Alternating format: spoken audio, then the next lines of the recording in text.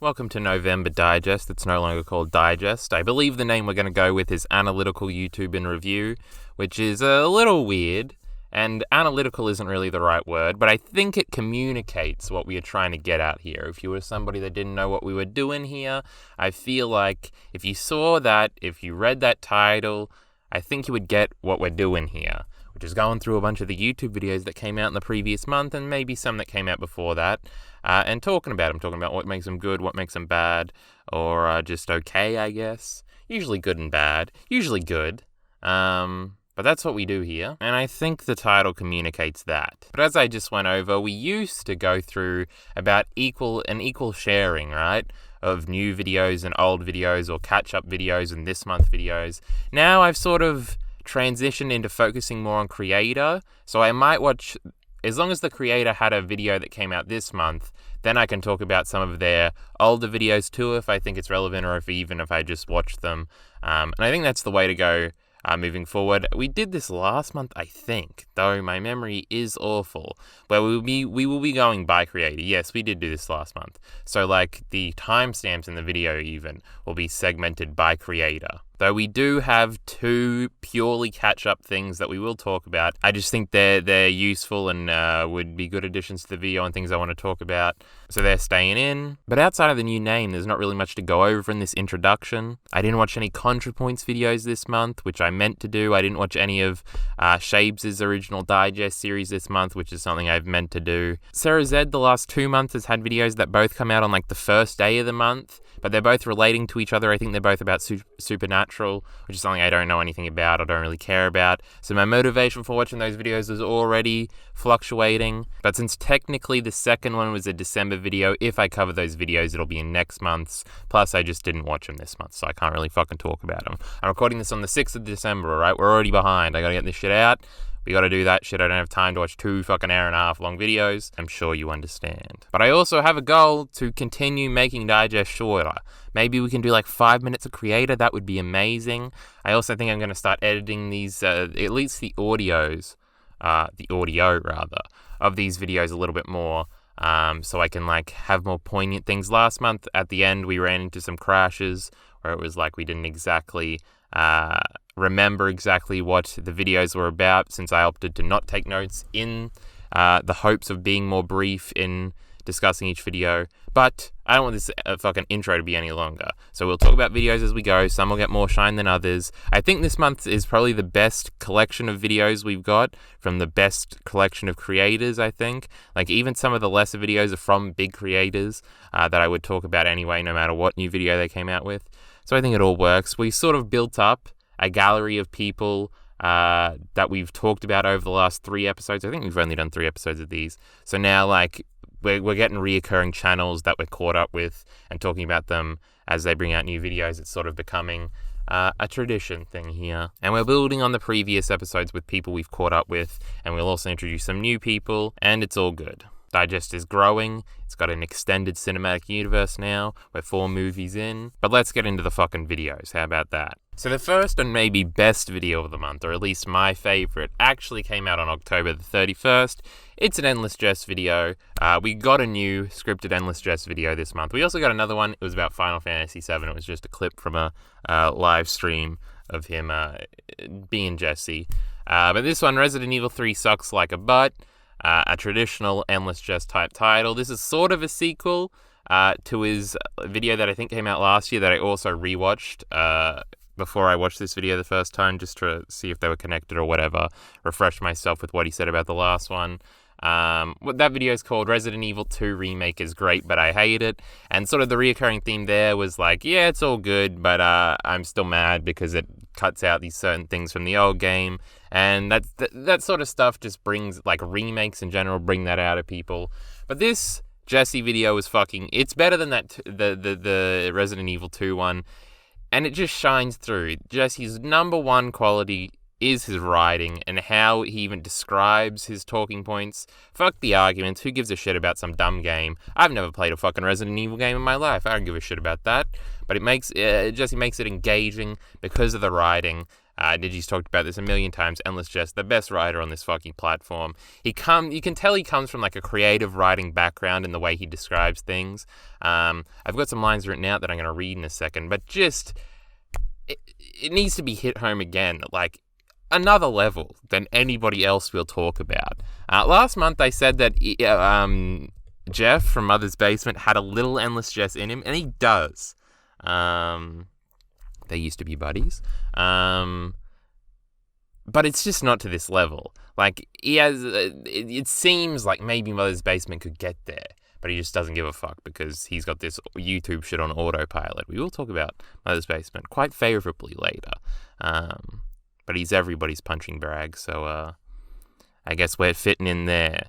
But fuck, I was going to transition into something else before I read the lines, but I can't remember. Just in terms of writing quality, like, Dunkey, who we're going to talk about later, has a narrative voice that's really good, but it's not as good as Jesse's, and he's not as descriptive of a writer as Jesse. I'm just scrolling through. A lot of analytical points, good analytical points made in a bunch of these videos, but just the descriptive writing is nowhere near the level. Even Digi has always been more analytically minded. Again, not the proper word we should use there, but that's sort of how I would describe it. Nate sometimes has that, but he's more performative in unscripted moments, I feel like, or like when he's actually appearing on screen. I'm just scrolling through now, and I really can't see nobody that writes as descriptively or as well as Endless Jess. It makes the video an art form, you know? It gives it some creative worth, some effectiveness, some fucking pizzazz, some real shit to sink your teeth into and be like, YouTube videos are cool. And Jesse's always done that. He's always he has to have a creative idea to pump out a video, because he doesn't make many videos. Usually he just writes things for his patrons, I believe. That's what I've been led to believe happens over there on the Jesse Patreon. Because the YouTube is not his full-time thing, but Patreon is, and he's done this. It's a whole fucking thing. If you know the deep lore about Jesse, you know the deep lore.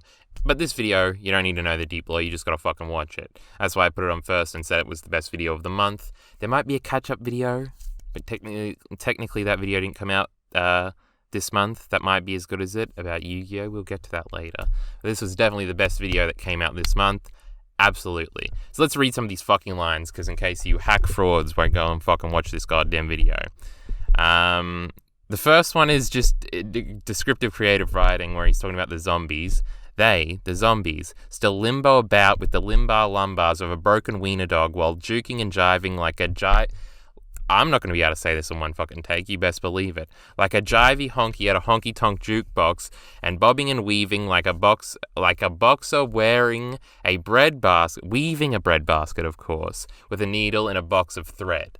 Now this line, obviously, creative writing, it's very fucking clever. I couldn't imagine myself ever writing a line this good. It's just a bunch of creative little fucking play on words. It sounds so good when he says it in his fucking script. Jesse is also a very good narrator, so it's all that. But this sort of goes back to another point that I have down here, that Jesse is obviously a massive wrestling fan. I've watched a bunch of his wrestling stuff. And he really feels like it. Like, he feels like he's the lost professional wrestling manager. And I think I've heard him talk about how that's something he thinks he should have done. But, like, the way... It feels like an old Southern wrestling promo. It feels like a Jim Cornette promo. The amount of, like, little wordplay he's doing in that one fucking interstice I just read. It's just fucking, like, incredible. Like, somebody thought of this. It really gives you the feeling... Like, I only get this feeling when I'm watching, like, old 80s wrestling promos where it's like, how the fuck did he think to say that? It's admirable in that sort of way. It's something we should all aspire to be. Even outside of that, the other two lines that I wrote down, no, there's three, are mostly jokes, and he's got very good comedic timing, and the overall aesthetic that he takes is in his videos and presenting his ideas. It's sort of like this cynical but cute, dismissive thing, where it's like, he's also very self-aware. We've talked about Jesse before, we've brought all these things up before, but like the self-awareness is really critical to the point where he's complaining about this game, but it's like jokingly, and like he's the butt of the joke a lot of the time as well. Like, he's not taking himself super seriously as a critiquer, or a critic, I believe that's what those people are called. He's not so self-serious, everything, like, but he puts his points in such like a laughably,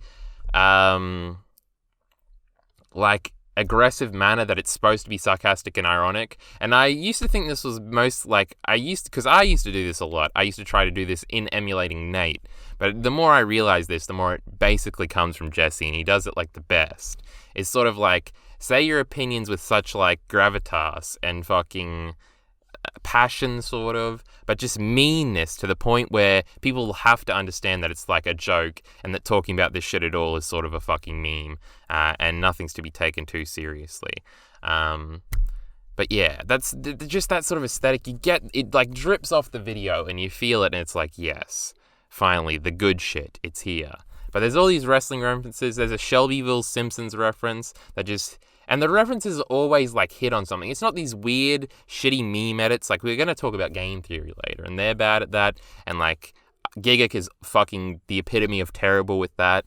We're going to talk about him later, too. But, like, the edits in and the funny edits in actually, like, contribute to the video. It's not just some random shit to try and make your Reddit humor go off for a second. Like, the Shelbyville references, it's fucking cutting, and it's clever, and it's fucking funny. The wrestling references are like that too. Also, when I showed this video to stream when we were on Twitch, which you can find the fucking link to in the description below. We need some followers over there, damn it. But when we were talking about it on stream, people were saying it felt like old YouTube to them, and I sort of get that too.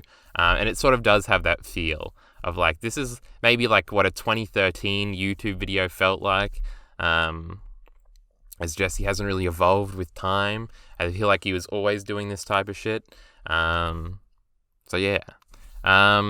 He also has a talking point about survival horror. That was an interesting talking point about how inventory management is a shitty mechanic, and sort of going against that sort of talking point, which seems fun in the way he presents that argument in all the ways we already talked about it. I'm gonna go back and read some of these lines because they're really the fucking selling point of this video.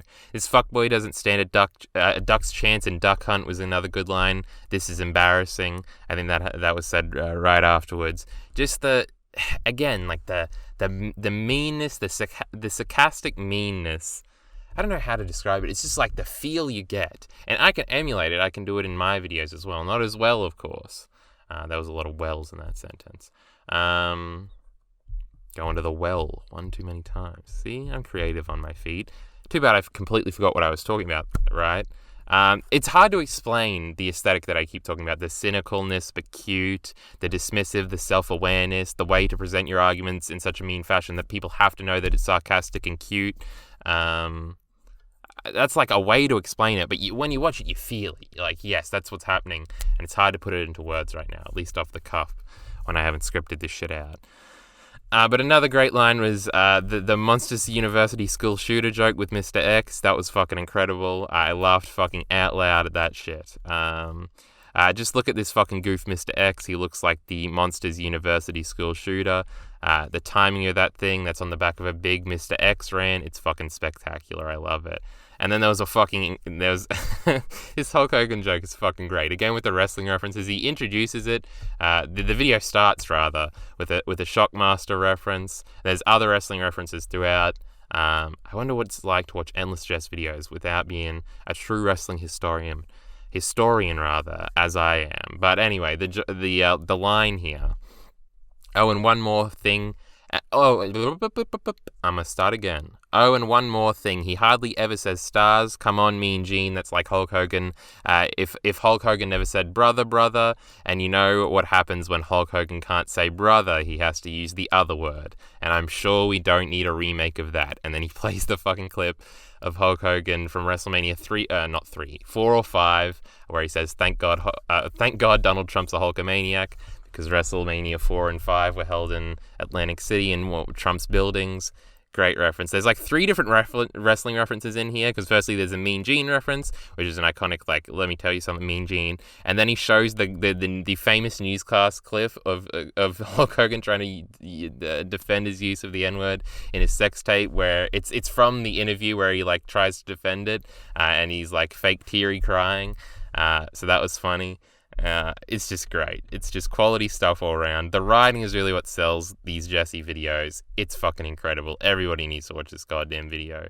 It's such a breath of fresh air, just the creative writing aspect. We're not making important analytical points about the state of fiction, grand sweeping statements about fucking remakes or any shit.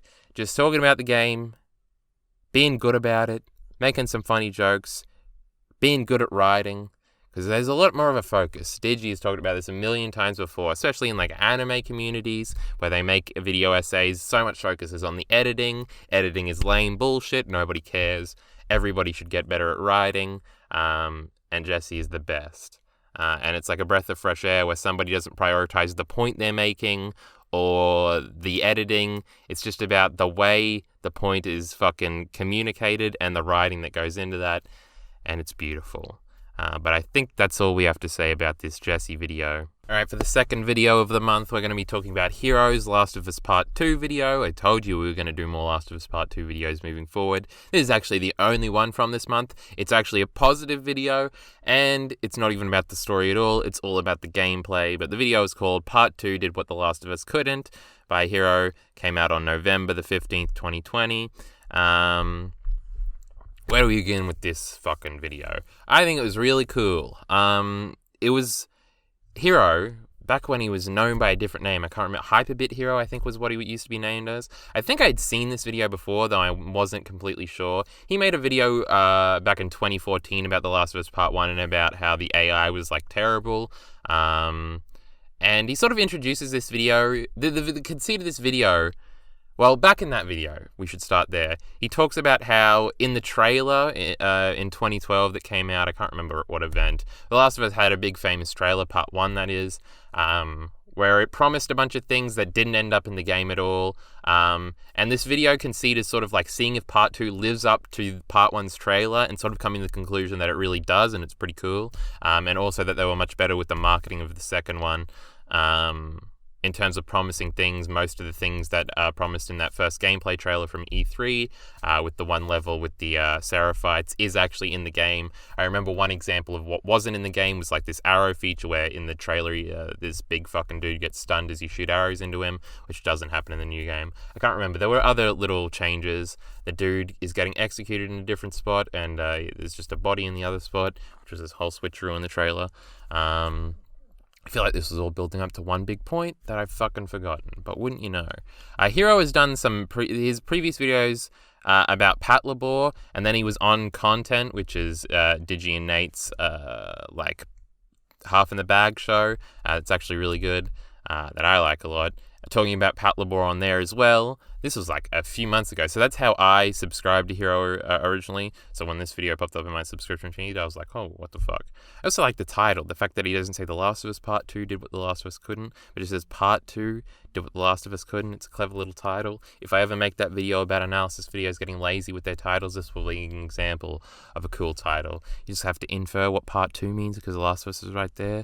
It's very simple. I'm not saying this is fucking genius, but it's better than most of these fucking titles, I can tell you that much. It's also conveniently clickbaity because people are like, what is he saying? Because again, this game is so polarizing.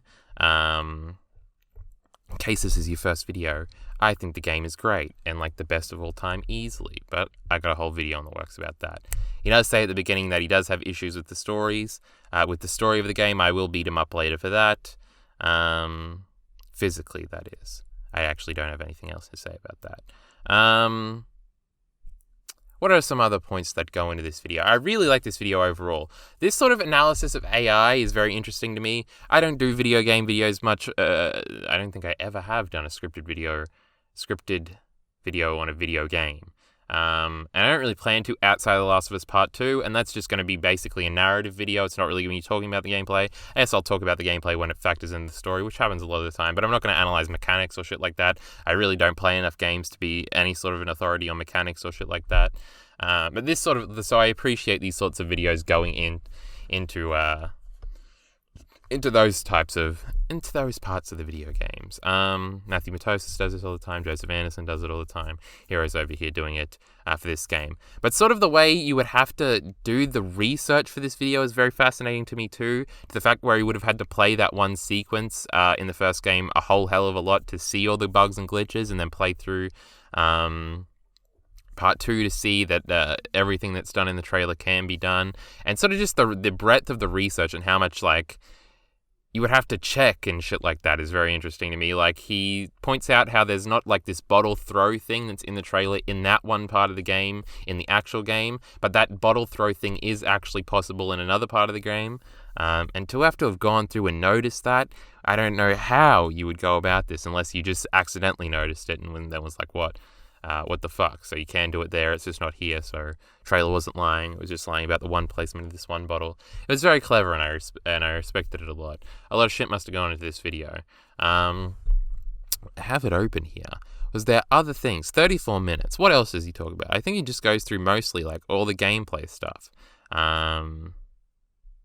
About the conceit, comes to the conclusion that the gameplay is a lot of fun, which I think a lot of people... He also has a big talk at the beginning, not that big, right? Well, it's a medium talk, about consistency and sort of people who agreed with his original video saying that the AI was shit, were then shitting on this game for the narrative but not giving any credence to the gameplay and didn't actually investigate that.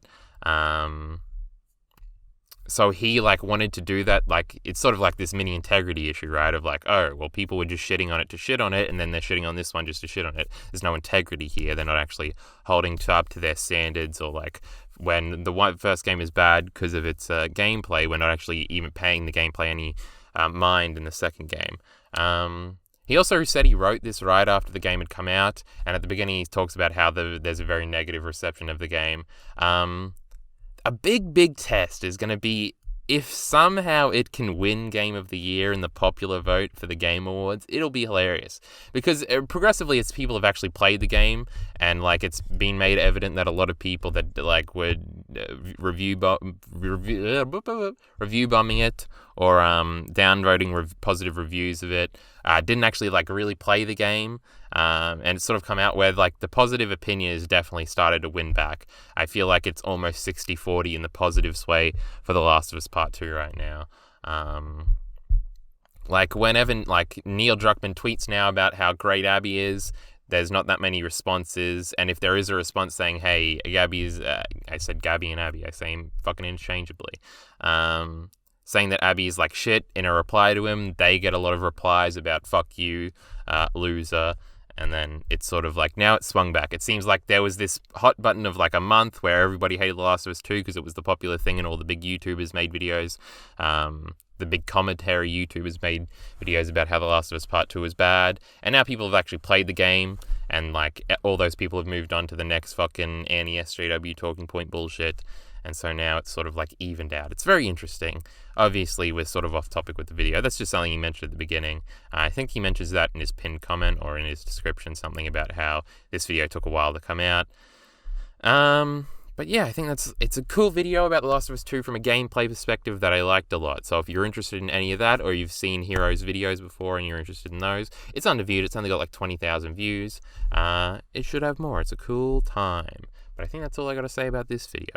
Now, I just lied in something I said, and I only just realized it. I said that was the only Last of Us Part 2 video of this month, but no, because we're talking about Dunkey right now, old video game Dunkey. Now, he had a bunch of videos, no big real scripted videos this month. The closest thing is this discussing The Last of Us Part 2 with YouTube comments video, November the 6th, 2020. But he also had a bunch of other videos, one about Bugsnax, which was a big, they're all big jokes. There's a joke on Bugsnax, which was a PS5 launch title about how it's a big technical showcase. There was a Demon Souls one, and should you buy a PS5. These are all joke videos, basically gameplay videos. I think the should you buy a PS5 one was about the game that comes with the fucking PS5. I can't entirely remember. These are just like Dunkey. Dunkey usually does scripted reviews and then Dunk Views, which are Dunkey reviews, you see. Very clever wordplay. And then these gameplay videos to hold you over. They're all good. They're all funny. I don't know if they're fit for our Analytical YouTube and review, our respected program we've got going on here. The Last of Us Part 2 is my favorite thing, though. Praising The Last of Us Part 2 and shitting on YouTube comments. My two favorite pastimes. But this video is particularly great. There's a lot of really good gags that I like in here. I just went through it a little bit to see some of them. Him doing the introduction, reading Wind Waker reviews from like 2005 when that game came out and everybody hated it because it wasn't realistic, bro. And the cartoony aesthetic was bad. And sort of like he doesn't reveal that he's talking about Wind Waker until like 30 seconds in, and then he says, "Thankfully gamers were never wrong again." So that was a funny thing. There were some other gags. I'll reiterate on gags here. He just talks about... He mixes this in with some like actual points and jokes, as he does always. He defends the Joel thing about how he wouldn't have given his name up, bro, completely. That stupid talking point, he shits on that. There's a funny gag about Days Gone at the end, which I haven't played, but he played this clip from fucking Days Gone that seems outrageously awful, even though a reviewer said that it was a much better game and things like that. His response to the sellout thing at the beginning is really good, saying you got to be one stupid motherfucker, and like it transitioning into that and hitting the motherfucker, the word that is, like really well. I really like that stuff. But yeah, this is just a funny old video where we go through continuously and talk and sort of defend it. It's 18 minutes long. It's a quality fucking program, I must say. But yeah, there's not a lot to say about these Dunkey videos from this month. The Last of Us 2 one brings up a bunch of points, but it's a bunch of good points I already heard before. Presented in a funny Dunkey-like way. The fact that he did a response video is pretty cool. He points out in the video that the original Last of Us video is his most downvoted video, and in what I was talking about just now with the Hero video, this new video that like just doubles down in this stance only has 16k downvotes. It's got like a majority upvotes. So I think yeah, the overall perception of the game has definitely bettered over time in terms of the positive camp, which is nice to see. Makes me less motivated somewhat to make my own video, but that video is probably never coming out. I will work on it in the background forever, but it's probably never coming out, so don't wait around for that shit. But that's really all we have to say about the Dunkey videos. You know what a Dunkey video is. You'll get the fucking what you want. Demon Souls 1 I remember being pretty funny. Should you buy PS5? Bugsnax. Last of Us Part 2. Quality stuff. Those were the 4 Dunkey videos that came out this month. Not a whole lot to say outside of that. Next up, we've got the Cosmonaut Variety Hour. Right? Variety Hour? Yes. Fuck me, I'm getting the name right. Spider-Man Miles Morales, a decent but not amazing by him. That came out November the 15th, 2020. Now, I think it was 2 digests ago. Now YouTube, Analytical YouTube and review. I made a list of videos that I watched that didn't talk about in that digest. And one of his videos, I think on the Avengers game, was on that, where I basically just said that for some reason I really don't like these videos and the videos he makes, and that I wanted to explore it I think I explored it a little bit then, but I want to explore it now, particularly. So this Spider-Man game, I've never played this fucking Spider-Man game. It's not about that. That's not really what any of this is about, really. It's about talking about what makes YouTube videos analytical. I'm doing the fucking parentheses here. Analytical videos, what makes them good. We talked about the Jesse video earlier, and I think this relates directly to this one on sort of like a graph, if we were to do a graph here, a fucking line, and they're each at each ends, because he feels like, as in Cosmonaut Variety Hour, it just feels like he's uninterested in everything he talks about, which I know he isn't, and I know that's like, I feel like people make that generic critique of YouTubers all the time. You don't even sound like you care. What are you even making this video about? But I know it's a part of his aesthetic, and it's very rhetorically, if we want to use rhetorically, it's very rhetorically effective to make people agree with you, because you seem like the most disconnected, and it gives, for whatever reason, it gives you a sense of like authority. I don't know if this is necessarily his fault. I feel like he sort of has created this persona to do this. It's not like a moral bad. You should feel bad about this. But this is just the way, I think, what rubs me the wrong way about his videos. Like the way he says this, like even the titles are weirdly clickbaity, and I'm always fine with clickbait as long as it's actually reflected in the video, which it is. His conclusion is decent but not amazing about the video. But I feel like he does this for most of his videos, where it's just like, I don't know, there's something that comes off like almost cunty about it. But I love cuntiness, so why does this rub me the wrong way? I'm still working through my emotions right now. Bear with me here. But the way he talks about, the way he narrates, it feels like the tone in his voice just feels like he's disinterested. I don't know how to better put it outside of that. And sort of, it feels like normal, like every bad critique stereotype almost in his videos. My critique of like Gigguk sometimes is that he feels like he's just parroting Reddit memes. This sort of feels like it's parroting like YouTube analysis culture, and it sort of boiled it down to the most basic elements, and that's how he looks at media a lot of the time. I feel like he usually has something to say, but it's like, it's bogged down in all this uninteresting fluff in how to communicate his sort of ideas. It feels very mundane. Now, I know this is a quickie video. I know he does quickie videos and then broader explanation videos. He came out with I think it's a Batman versus Superman video this month that I might put on next month's digest, and maybe I'll have figured it more out by then, what exactly my issue with these types of videos are. But I don't know, it's just like, it feels like he's disattached to his opinion on the game, and that seems cool. So it seems like the coolest thing, the most stoic thing that you could do is act like you don't care about something, right? And I feel like that's what he factors that sort of stoicness into how he makes his videos, and therefore it like makes you think like, well, he's got things figured out, so I'll just agree with his opinions. I feel like 15-year-old Kyle would have been down and been saying fuck yeah, and would have really liked this aesthetic of sort of like objectivity, which is awful, and I'm sure he doesn't think his opinions are objective, but it sort of comes off that way. And I feel like I've done this in the past, obviously. Hypocrisy is inherent here. Hypocrisy is implied instead of subjectivity here. I don't know, it's just this weird feeling that, like, you have to hear it, and sort of, I think you would understand if you were to watch it now and you had never seen one of his videos before. He's always getting big views. Very impressively done is his fucking channel. He massive views on everything he says. Another thing that I think I noticed in his Last of Us Part 2 video that I talked about a long time ago before we had Digest on stream, which I remember liking that video enough. But like he would...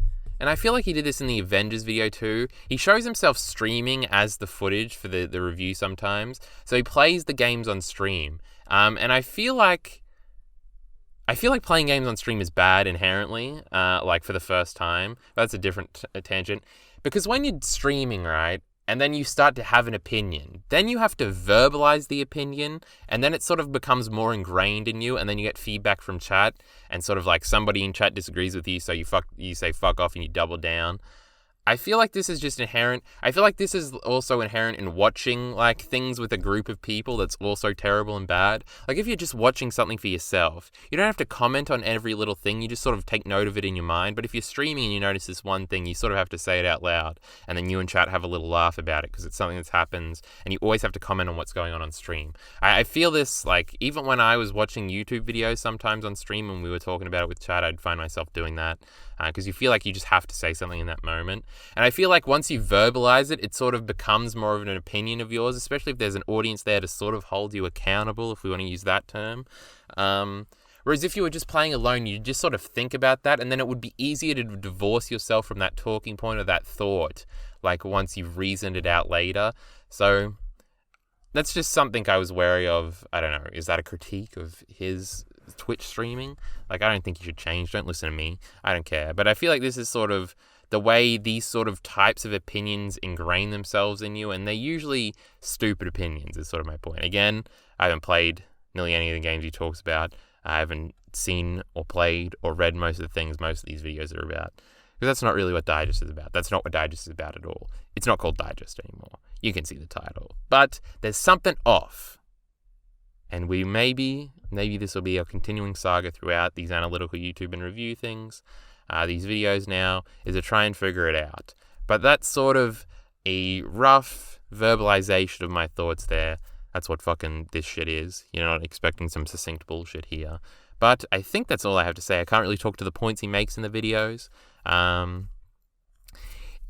It's not like there's nothing, it's not a terrible video or anything like that. It's not awful, but that's just vaguely what I think about that in his sort of presentation. But I think we'll move on to the next one here now. If you thought the last bit was spicy, now we're going to talk about game theory. We're going to talk about 2 game theory videos, and we'll see if we can get ourselves in some trouble defending old MatPat.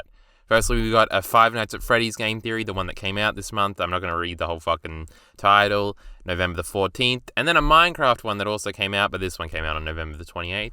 A recent one. About zombie virus infecting the overworld. Game theory. The butt of a million internet jokes. Everybody saying game theory. I remember this was like a talking point like 5 years ago. Game theory sold out, bro. It used to be good, but it's shit now. I don't know what the current mindset towards MatPat and game theory are. I'm not caught up on the drama. Potentially they were he was in or any shit like that. But both these videos are fucking great. And I think we have to talk about that. Now, these Five Nights at Freddy's videos, alright? He's made like 45 Nights at Freddy's videos. I watched every fucking single one of them, and I never saw I've never played, rather, a single Five Nights at Freddy's game. I feel like there's a lot of people that are also like this. And they're fucking great. It's a classical time. To go back in preparation, because I had done this like a year ago, I think. I'd watched through them all. I don't even know why I would have started the first one. Maybe somebody, because I watched his Doki Doki Literature Club videos, those were a lot of fun. So I think in the comments people were like, oh, the Five Nights at Freddy's ones are just like this. So maybe I clicked on them one time and was like, what the fuck is this? But I'd watched them all, I think it might have been 2 years ago or something. And like, it was some fun shit. You go through, you learn all this shit, the weird ways lore is revealed, the creative ways the games are made to do this and all that sort of shit, the fucking books and shit like that, the fucking little books with clues in them, all some cool shit, creative shit, to create this lore behind this game series. And then for this one, because it came out and I was like, fuck it. I haven't watched like the last 5 that came out. I'm so curious what's going on in the old world of Five Nights at Freddy's over here. So in preparation for watching this, I went back like 20 videos and I watched them from there and then got into eventually new ones. And then I watched this one at the end so we could talk about it here today. This is what like the first 10 days of the month of November were for me. It's a fun time. All these videos are good. This particular one, I just checked in to see what it was about. It's about the PS4 game that's coming out now. The new villain, Vanessa Vanny or whatever. Creepy stuff going on. It seems to have shifted into like exploring self-awareness and AI in the narrative, which is a lot of fun. But just learning about the Afton family or whatever, or Henry, the other bloke that created the animatronics, the short stories that have come out that seem like they're actually fucking awesome, all the weird character designs, the weird different, like everything about it is really cool to me. And I still have no interest in ever playing these games. I'll just watch the fucking game theory videos. I don't give a fuck. And I know the Five Nights at Freddy's fandom is a lot of weird people. I'm sure they get made fun of a lot too. But these videos themselves, I'm fully behind. I think they're fucking awesome. Even if you're like me and you've never played a Five Nights at Freddy's game, you probably know there's jump scares in it, and that's all you know. Just go back and watch it from like the first game theory and keep going through, and it's like it's a rabbit hole of shit I know that will never be of any use to me, that I'm not really that invested in, but I'm very curious about and think is pretty okay and pretty cool. You can go down that rabbit hole with me and be one of the people that has no interest in these games but knows everything about the background lore. It's a lot of fun, I think. Unironically based, unironically good, and I feel like we might get some pushback for that shit, but that's okay. The Minecraft one is a little less exciting, but it is sort of like the more old game theory stuff, because I would have watched a lot of game theory like 7 years ago or some shit. I remember the Pokemon ones were very interesting about the connecting galaxies or whatever, and post-game stuff that I never really played through in those Pokemon games, and learning about that was a lot of fun. When Omega Ruby and Alpha Sapphire were coming out around that time, I think. These Minecraft videos sort of remind me of those, where it's just sort of like explaining away like lore that really probably never intended to have an explanation, but these videos being like the in-between of creating a story there can be a lot of fun, especially if it's presented in a video like this one is, about the zombie thing in the air, relating it to even COVID. MatPat usually does that to make it make it relevant. That wasn't the word I was originally looking for, but it gets the job done. And that one was clever too. He has a bunch of other Minecraft ones that I'm curious about. He referenced some of his older theories in this video about an old race of builders or whatever the fuck, and that's why there's all these structures around. That's a lot of thing I like. Like, why is there a fucking hut in the fucking... Well, the witches have the fucking huts. They made them. Why is there a fucking jungle temple thing in the jungle sometimes? What's up with that? And sort of like the explanation probably literally was, well, it's a cool thing to put a chest in for some gameplay bullshit, and there wasn't a lot of thought put into it. But actually thinking about that can be fun, and sort of just inventing it yourself even. And again, watching it in a video can be fun. So I am putting the official stamp of approval on game theory now. I will be tangentially keeping up with game theory moving forward. It's another one now that I've gone back and watched some videos. Like, if they come out with a video I find at all interesting from the title and the thumbnail, I'll probably do an undigest moving forward. Add game theory to the list of channels we keep up with in digest, in analytical YouTube and review. Still calling it digest. You people know what I mean. But I think that's all I have to say about game theory. Now let's talk about a young up-and-comer. A potential new favorite of mine just in this YouTube sphere in general. I'm going to butcher the name. I don't think either one of these words should be said with my accent, but we're going to give it a go anyway. Broey Deschanel, I think that's not how you say it. But anyway, we covered one of her videos a few digests ago, probably 2 digests ago, a portrait video that I really liked, and I talked about how much I really liked it and how I wanted to watch more of her content. Never actually got around to it. Very glad I did this month. I watched 3 videos. I didn't watch them all because I only did this like 5 days ago, and we got drowned out in Attack on Titan bullshit. Fuck all that. Now we're here to talk about these 3 videos. I want to watch the other ones. She already came out with the Miyazaki video that I think might be about Castle in the Sky. No. Maybe it is, yeah. That's like one of the 2 Ghibli movies I've seen.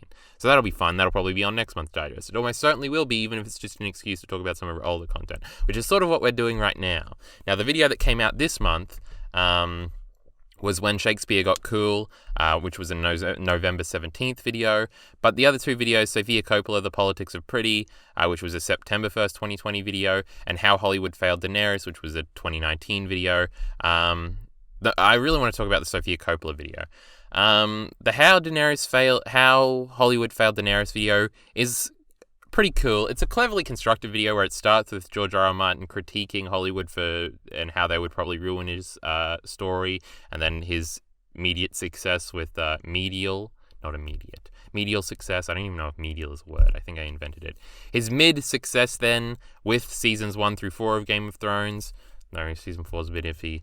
And then sort of the failure comes season 8, where like all of the things that he like had criticized Hollywood for before he would let anybody adapt his books had come true in the adaptation of his books, and how Hollywood failed Daenerys. All of the things that George R.R. Martin thought that Hollywood would do, they eventually did do to Game of Thrones. That's why it's bad. Now, I do have a big point of disagreement, because the only thing I ever thought was interesting that Daenerys ever did was burn down King's Landing, and I unironically liked that episode. The rest of Season 8 is terrible. The rest of Season 7 is terrible. Season 6 has some good parts. Season 5 is awful. Season 4 has a lot of good parts, a lot of terrible parts. 1 through 3, a lot of fun. Really good. I don't want to say what a lot of fun. We have our Game of Thrones hot takes. I've briefly, in a bunch of different videos scattered across the channel, I briefly talked about how eventually we'll do a big video about all of them. But besides that, the way the video is constructed, she's another channel. There's this more academic, I guess. I'm going to say that just because they cite books and then quote them about art, academia, art literature. Since I was brought up on the old Digi side of the internet with like Nate and things like that, Digi's entire... We're going on a tangent, but you're going to have to bear with me. Digi's entire thing is just talking about how things affect you personally, and sort of like, the quintessential Digi video to me is a video I don't even think I've seen, about the one character from Durarara, I think, that punches another character in the face, and her video is titled, Still Thinking About Such and Such Punching Such and Such in the Face. And like the whole video is about Digi thinking about that. And like how that's important to them. And like that's quintessential like what I like about YouTube, and what I'd thought that everything that wasn't that was stupid for a little while, and now I'm sort of coming out the other end of like this more academic style of like art literature is a thing, it's a respected thing, I should look into it more as a young 19-year-old and see where it goes. And this is a sort of video like that where it's more academic, and academic is such a weird word. All words are terrible, ignore them all. But I'm going to say that academic as an approach, and sort of just literally inciting other art literature books and Roger Ebert reviews and things like that. Just citing sources. I'm sure you learned this at university, right? I didn't go to fucking university. Citing shit is impressive to me, alright? In high school, the teacher fucking held my hand as I did that shit. Fuck you. And I wasn't even awful good at that. But that's why I say academic. I don't know what the fuck I mean. But sort of referencing other pieces in your piece to make it better, I'm sure this is a quality thing. But it's sort of in that neighborhood. Who else does that? Like Pop Culture Detective. We're going to talk about one of his videos later, the Star Wars one. That video does it. whereas like Digi and people like that usually don't. Craftsdwarf does that a lot too. It's just like a difference here, right? But back to the actual fucking videos off of that stupid tangent that didn't make a lot of sense and made me seem like a moron. Which video are we talking about? The Daenerys one. The Daenerys one was okay. The other two are great. I think I should save the Sofia Coppola one for last. The Shakespeare one, I don't really have much to say about this.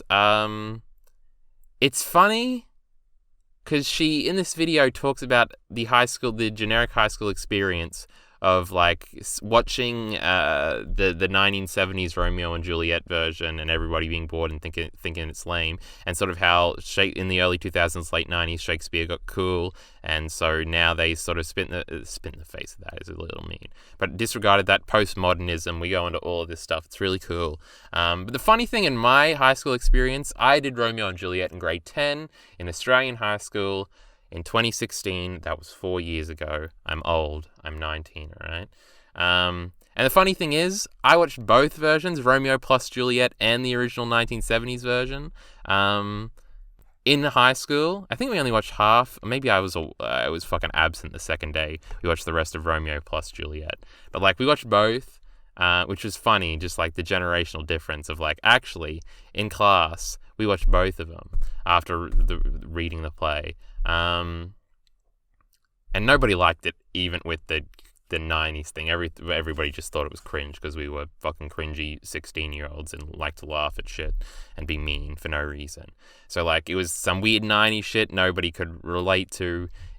So even that didn't, like, work. I guess if you had shown it in, like, 1996 to grade 10 Australian high schoolers, then maybe they would have been down with that version of Romeo and Juliet. But even then, it didn't motivate kids to really be interested in it because I guess it was past our time.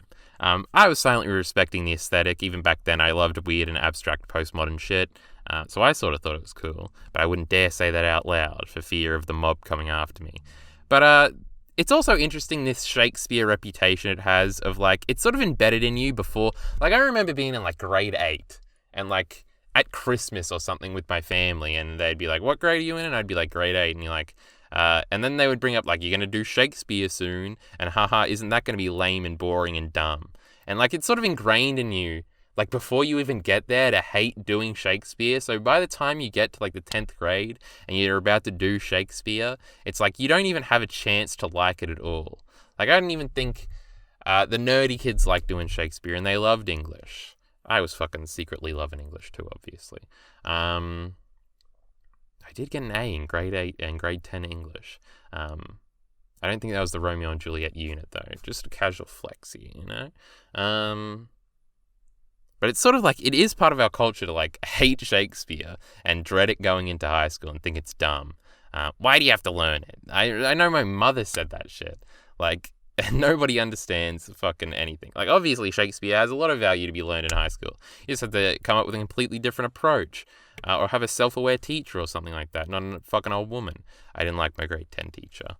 English teacher. We later did Macbeth in grade 12. Now, I did love my grade 12 English teacher, the prettiest woman I ever saw. But that's a completely off-topic, different thing. And Macbeth was a lot more fun. I think I was a little bit more mature by that point. I think we all were. The best play we ever did this is completely tangential. The Crucible was the best play we'd ever did in high school, because that movie is actually really good. I still unironically like the Crucible movie. It is My Name is Still Delivered very well. That speech from, whoa, what's his fucking name? How did I forget that? Proctor, right? Because Betty Proctor or Missy Proctor is his wife or whatever. She's in it. Winona Ryder plays Abigail. She's made grade 11 me have some terrible thoughts. Some great thoughts, actually. But that, again, is off the topic. But it's just interesting, like, Shakespeare as a thing, and sort of this weird instance in, like, the late 90s to, it's funny because we did in one of my drama classes in grade 9, I think, we did watch 10 Things I Hate About You. I don't remember what for. Did we have to write something about it in drama class? I don't remember. But all the girls liked that anyway. I was still liking it too. From what I remember, that movie is a lot of fun. But that's obviously a weird Shakespeare adaptation. I think that's something that the drama teacher pointed out to us. And everybody was like, but it's still cool. So that still works. So that's an interesting. The hyper postmodern aesthetic of Romeo plus Juliet and the old fucking Shakespeare shit in the 1970s version, those don't work. But a rom-com, that'll always work. At least with the drama girls, who maybe I was one of. But yeah, I don't know if there are any other big points I wanted to talk about from that video. Now, the Sofia Coppola video is incredible. I literally had no idea. Outside of The Godfather Part 3, I didn't even know she was a director. I saw the title and thumbnail of this video before, probably when I watched the portrait video a few months ago, and I was like, it must be a different Sofia Coppola. I feel like I would have heard if she became a director at some point. But no, it is that Sofia Coppola becoming a director, and this is sort of a big defense piece of her, though they do criticize her with representation about a slave character that was replaced, whitewashed, and that's the whole thing. That's like the first third of the video, after the introduction, where they talk about 3 of her films. But this is one of the best, like, defense pieces, or I feel like you could watch this even as like a roaring, awful anti-SJW and understand sort of feminist critique of film. And I think this is a very good way of presenting it. Also, the portrait video and the Danny video are just like normal analysis video, like voice and clips that sort of relate. The Coppola video and the Shakespeare video, she has become an on-camera presence now. Should I even say it's ContraPoints-like just because it's left-leaning and it's a girl and there's some postmodern abstract shit in the background? I said it anyway, but that's sort of the aesthetic that it goes for. I like it a lot. It's really good. There are even times where she lined up jokes and I was like, oh no, this is going to end up being a little cringy, and it never was, which was very exceptional. Again, that's something I really think I've only seen with the ContraPoints thing, because, you know, girls, they just can't be funny. But she pulls it off here a lot, and I really like it. I can't remember. There was a joke at the beginning. I'm like, oh, there's no way this is a funny end. I know it's going to be cringe. And it fucking wasn't. And I was very surprised. But going back to most of our videos have a leftist lean. So I guess people would get mad at that inherently. I'm completely down with it, though. Sort of like this goes through like the criticisms of like these Sofia Coppola videos are about like womanhood and like growing up as a teenage girl and things like that. So they inherently like are relatable to women, and sort of how the film critic industry, or even the film industry overall, like film criticism, because it tends to be so widely male-centric, they don't like Sofia Coppola's movies because they're men and they don't relate to like the plight of like a teenage girl growing up, or a coming-of-age story from a woman's perspective, told by a woman. And sort of pointing out that that's probably, like, that's a big reason why they don't connect with these films, but she talks about in this video. I have to keep saying she because I can't say the name again. She's the cat's mother, as my mother used to say. What does that mean? She's the cat's mother just means it's rude to refer to somebody as she. But here we are. I think that's an Australian idiom. I couldn't imagine a Yank saying that. What the fuck were we talking about? Film industry critics and them being inherently misogynist and the systemic issues there, and that's why they don't rate her movies very well. When throughout the video she demonstrates why all these movies are really cool and great. And I'm totally down because I love weird, wacky, abstract shit, and it seems like these films are like that. There's a last bit to that point before I go into another big talking point here. She brings up Roger Ebert a bunch, defending these films, which I thought was cute. There's always this weird push and pull with different spaces in Analytical YouTube of either shitting on Roger Ebert and calling him Satan, or like really praising him and saying he's our inspiration and we all love him. It's very funny to see the push and pull here. I think she even jokingly refers to him as like her savior for defending these films. But yeah, the other point that was made that like made me have a crisis, I complained to Minty in DMs about this, about how like I realized in a second like all of my favorite female characters were written by men, and this seems like a basic talking point that you should realize inherently, but I just realized that, and then I sort of understood like the complaint of this video more, of like the female plight in art, of like when a woman finally gets like, can you name a single female director? I couldn't, besides Sofia Coppola, unironically. I can't name the French woman that did Portrait. because she probably got a French name and I don't remember it. But outside of that, I can't think of a single female director.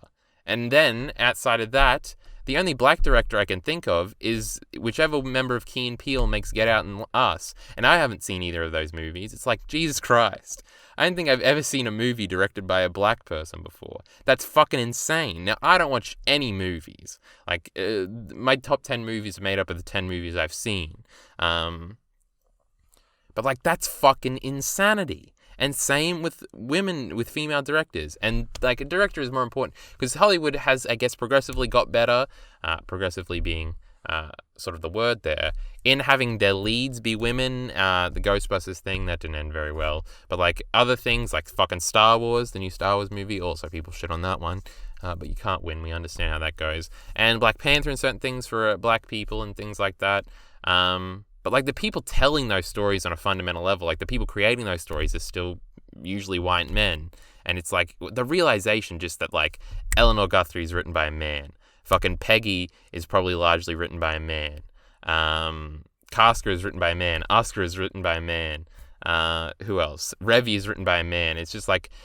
And then I realized, like, all of those characters, all of sort of my favorite female characters sort of fit sort of this male idealism of, like, what a cool woman is. Whereas it's not really... They're never, like... Revy isn't an exploration of womanhood or anything. She's just a badass girl. Badass being the very operative word that I hate.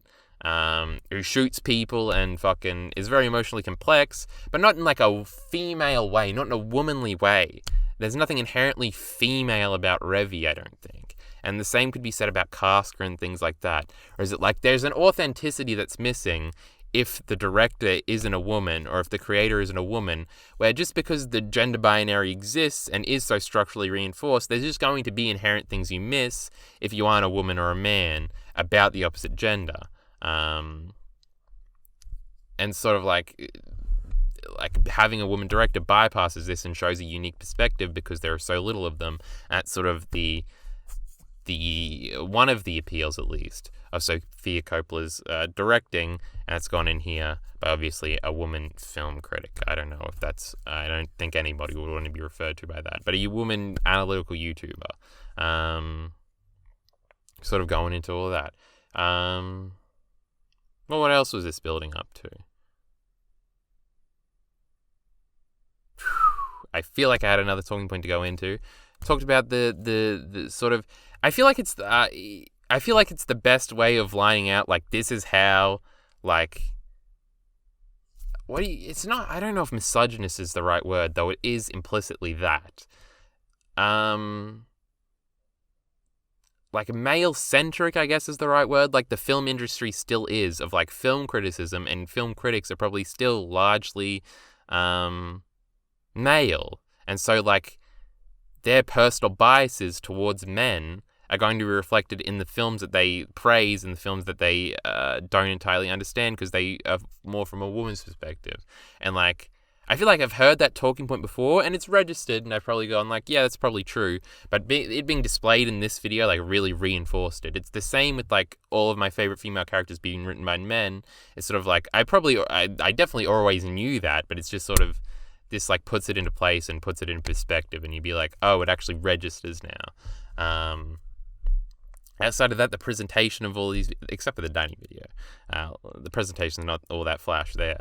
The presentation in the Sofia Coppola and the Shakespeare video are both really fucking great. I really like this channel. I'll probably go back and watch the rest of all of their videos, plus this Miyazaki video for next month's digest. So, I encourage you to do the same, I guess. I guess that's the point of fucking analytical YouTube review. I didn't say digest there. But I think that's all we have to say about these 3 videos about this channel. Next up, we've got another video with a little bit of a leftist lean that we're not going to be as positive on.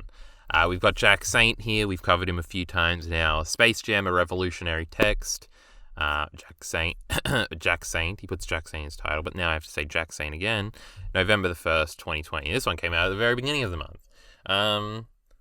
This video is almost inherently a meme, not to be taken too seriously, because apparently it was like a joke on his Patreon for a long time, where, like, if he eventually got to this goal, he would make a video on an hour-long video, I think he said, on Space Jam. And then he made it. And here we are. It came out, seemed interesting, Space Jam, something I've seen, haha.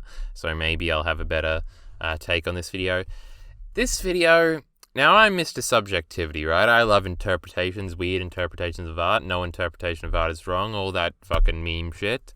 I think this interpretation is dumb. I don't think it's objectively wrong. I just want to point that out before somebody calls me a hypocrite in the comments. I don't know. It's obviously all of Jack Saint's videos inherently left. That's fine. I like it a lot, usually. Again, that Skylar video I really liked. It feels there's something weirdly inauthentic. Like, I'm not from America. I'm from Australia. I'm from the outside of America world. So we almost inherently hate Americans and America. Stupid fat pricks, don't know what the fuck they're doing, annoying, loud, Donald Trump is their president, they're all morons. But even I don't hate America as much as, like, it comes across in this video. And I feel like this is a very leftist thing. I feel like hating America almost in response to the weird conservative rights, like, utter, like, adoration and nationalism. And I get that. Nationalism is way more harmful than, like, anti-nationalism, I think. If that's what you want to fucking call this. I just coined a new political term. I'm a genius. But I don't know. Just talking about, like... It's not that talking about these issues is wrong. Where do we even start here? Space Jam. He reads into a bunch of the things here. He extrapolates about how it's sort of representative of, like, America's failed state and things like that, and late-stage capitalism, which is a fucking phrase I hope to never hear again.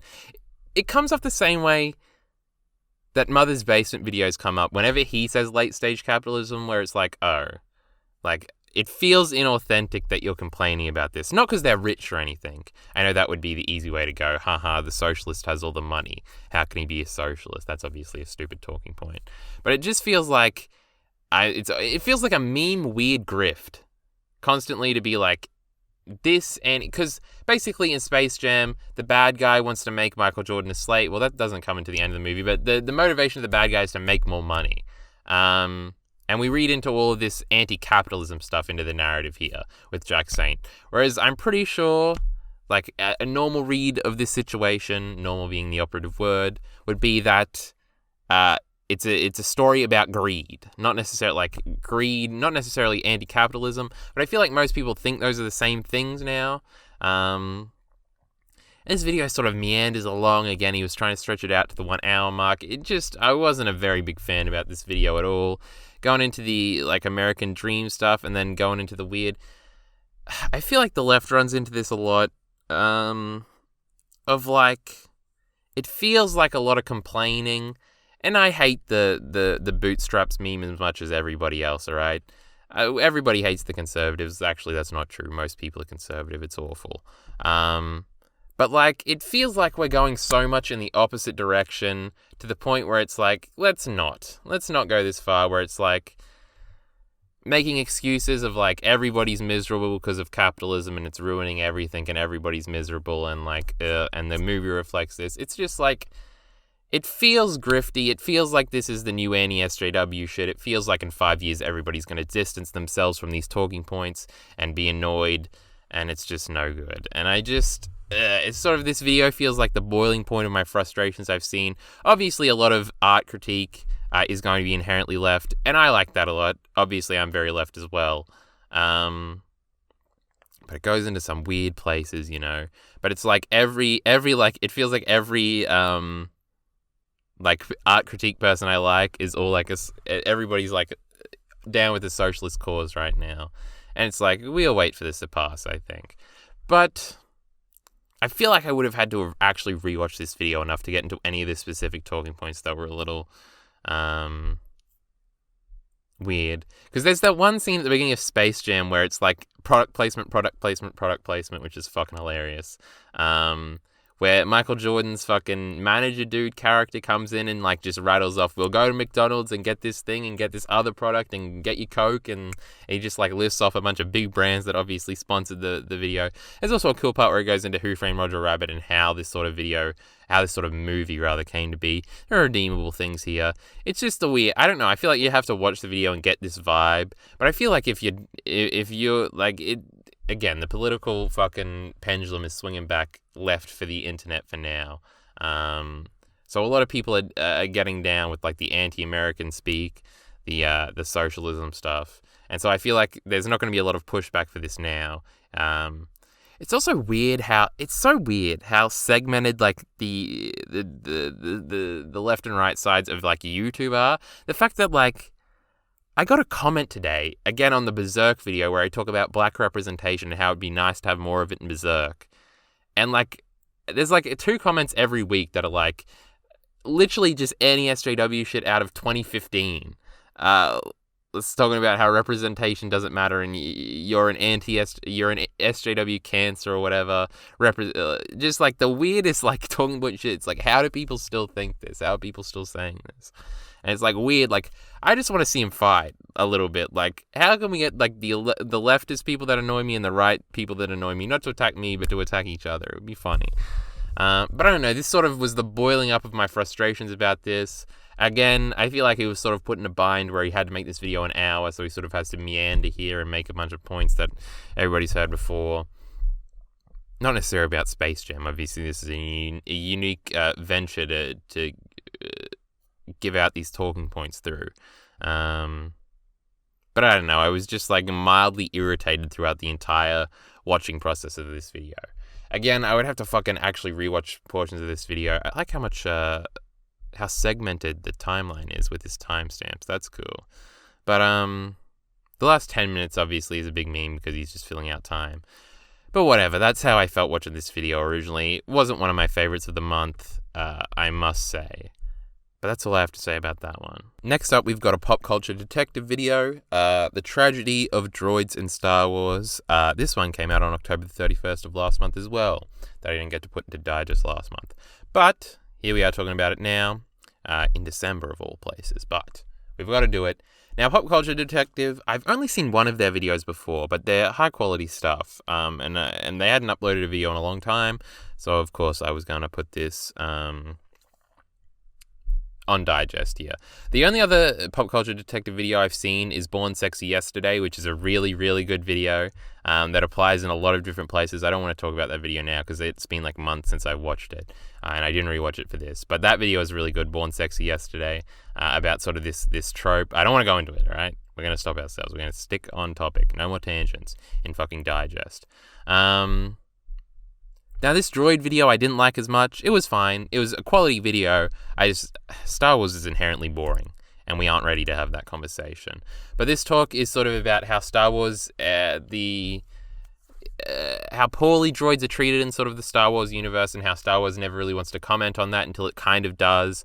Then he brings up the example in Solo of the one female droid that seems to be like a social justice type character that's played off for laughs and things like that. I remember when that video coming out and everybody laughing that she died, I think, because thinking she was annoying because them damn feminists were ruining films again. I feel like that's a talking point I heard. I never saw Solo, alright? Leave me alone. I've only seen 5 Star Wars movies. I've seen the original 3, I watched Force Awakens, then I saw Rogue One and swore I'd never watch one of these things again because it was too bad. God, Rogue One was awful. But that's not what this video is about. And this is sort of an exploration of how to like responsibly handle this sort of social commentary where Star Wars wants to have its cake and eat its too almost, just have the quirky, like, it's like inherent characterization to have like the droids, and it's almost inherent world building as well to have the droids be like this underprivileged class, and to have them like feature and have like people say, we don't serve your kind around here or whatever. Just so it adds like that there's class struggle in the world of Star Wars and it gives it an extra layer of depth or whatever, but they don't actually ever want to comment on it, and even when they almost do, it's very like half-assed and haphazardly. It's sort of a critique in that in that sense. It doesn't ever feel like yelling about it or anything. It's very the narration in this video I kind of like. It's very unemotional.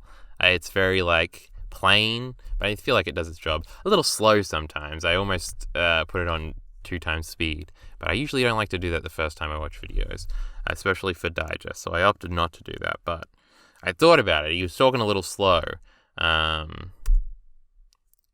I don't know if there's much else to say about this video, honestly. 35 minutes long, goes through most of the examples, has to establish a lot of its argument before making it. It's all fun. It's a quality video. I'm sure a lot of people care about Star Wars that are listening to this right now. So I'm sure this will be interesting for you guys. As for me, it was just another pop culture detective. It's a channel that I want to get more into. If they come out with a new video next month, I might go through some of the backlog. I'm opening up the backlog right now. Open up the channel thing. I think Born Sexy yesterday was one of the older videos. No. Now, what's his name?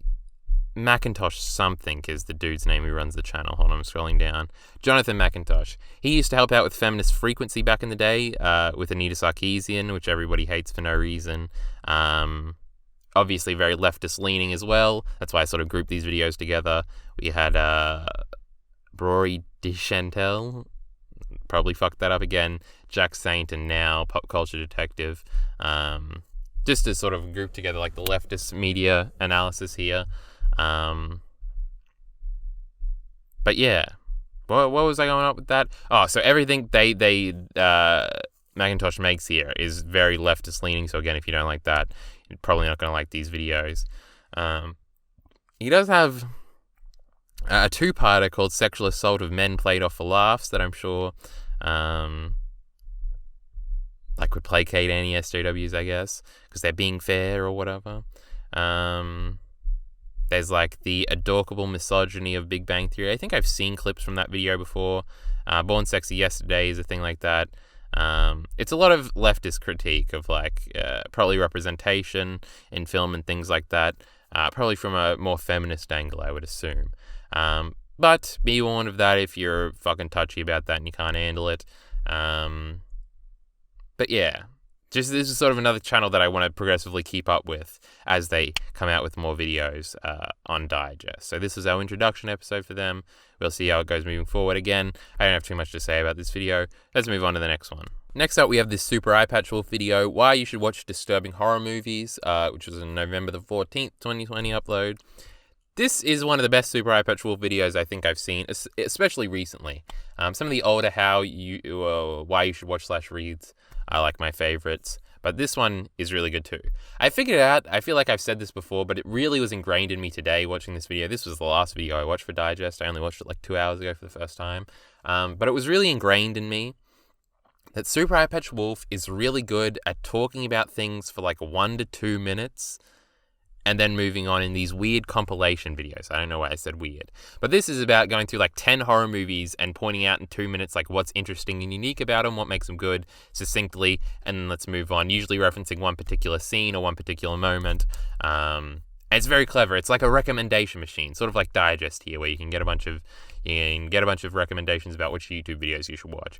And instead, this one is for horror movies, and it's just sort of like introduce a movie, talk about what's horror about it, talk about why it's good, recommend, and then you're like, oh, if I'm interested in that, I'll watch it. And like, I'm interested in every fucking movie recommended. I'm probably not going to watch many of them, but they've all been registered in my brain. Now I know about a bunch of videos. I know movies, and now I know what's like respectable about them or good about them.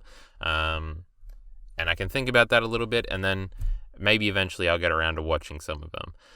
And this is really, I think, when Super Eyepatch Wolf is at his best. Outside of when he can sort of go on long tirades like his Berserk video, the Why You Should Watch /read one, that is. So we can go on sort of that, on like a big thing about this is a big piece of why, what I personally like about Berserk. Or it's sort of like these videos where it's sort of like 2 minutes on things all connected to one topic and sort of a recommendation machine. I remember when I used to listen to his podcast for a little while, like 2 or 3 years ago. This was sort of the best part about it. They would talk about a bunch of weird shit that I didn't know about, and it would be some weird art movies, and they would just talk about like, it'd be a bunch of unique shit I'd never heard of that now I had heard of because I'd listened to the podcast. And this is sort of that version of that. I think I first found out about Doki Doki Literature Club like earlier than most people did, before it sort of started to go viral because Super Eyepatch Wolf had played it and talked about it on his podcast. That was sweet. There were other things like that too. But this is sort of similar to his things I liked in whatever season, like in winter 2020 or whatever, where it's that same structure where it's like talk about something for 2 minutes. And in Super Eyepatch Wolf basically has two formats, right? Talk about one thing for an extended period and talk about a bunch of different things. I'm pretty sure that's what the shonen end of year Jump videos that always get criticized for being inaccurate or whatever. I feel like that's what why he makes those videos, so he can talk about like a bunch of different things in Shonen Jump really quickly for like 2 minutes, and sort of the rankings or whatever and the numbers are just framing for that. Obviously, if he gets those wrong, he should be held accountable or whatever. We'll talk about the Craftsdwarf video later. But just like this short, like, this is why this thing is interesting, and I can register that in my brain, and then we can talk about some other things. All cool. They're all very different and varied. I like this video a lot, especially if you're looking for some new horror movies to watch. I guarantee this is a good video. I hadn't seen any of the fucking movies he mentioned in the video. I think I'd heard of Relic before, but that was like the only one out of all the things. I've always praised Super Eyepatch Wolf for his narration. I feel like he's sort of going a little too far in certain ways, where some lines aren't as good as maybe his older lines were. I feel like his super old mic that wasn't as good, I liked a lot more than his new, more professional mic. Like from the Berserk video, I feel like he had a different mic back then. Maybe it's the same mic and I'm making it up, or it's just how he exports his audio or some shit, or the filters he puts on it. But I feel like he's lost... Like, I feel like it was a little bit more tinny, and like the accent could come out more, because everybody knows I'm obsessed with this fucking accent. But yeah, I noticed that a little bit. But outside of that, Super Eyepatch Wolf's presentation has always been really good, and all that sort of, and that still rings true here. But I think that's actually all I got to say about that video. The next video, and the last video of my first recording session here, so I'm very excited, is this Nerdwriter video, What Gordon Parks Saw. That's all about photography. This video came out on November the 1st, 2020, very early in the month, but here we are talking about it now. Now, Nerdwriter got me into fucking paintings. Never thought that was going to happen. Now I think he might have got me into photography. He can get us into anything. Now I have an appreciation I never ever had for photography now. This video is really, really good. It's just another Nerdwriter video. It's some quality fucking 6-minute piece that tells you everything you want to know. It's very dense. It's got all of the Nerdwriter flair that makes like all of his videos super fucking good and like memorable, and just some quality shit. Sort of goes into the history of Gordon Parks, who he was. Earlier I said I couldn't name a black director outside of the dude that did Us and Get Out, but Gordon Parks is also a black director. He goes through how he did like so much shit in his life. He was a poet, a writer, photographer, director, and all that stuff. And talks about photography and the powerful photography. This is all set in like the civil rights era in America, so a lot of his photos relate to that and racism. He's a black man himself, obviously.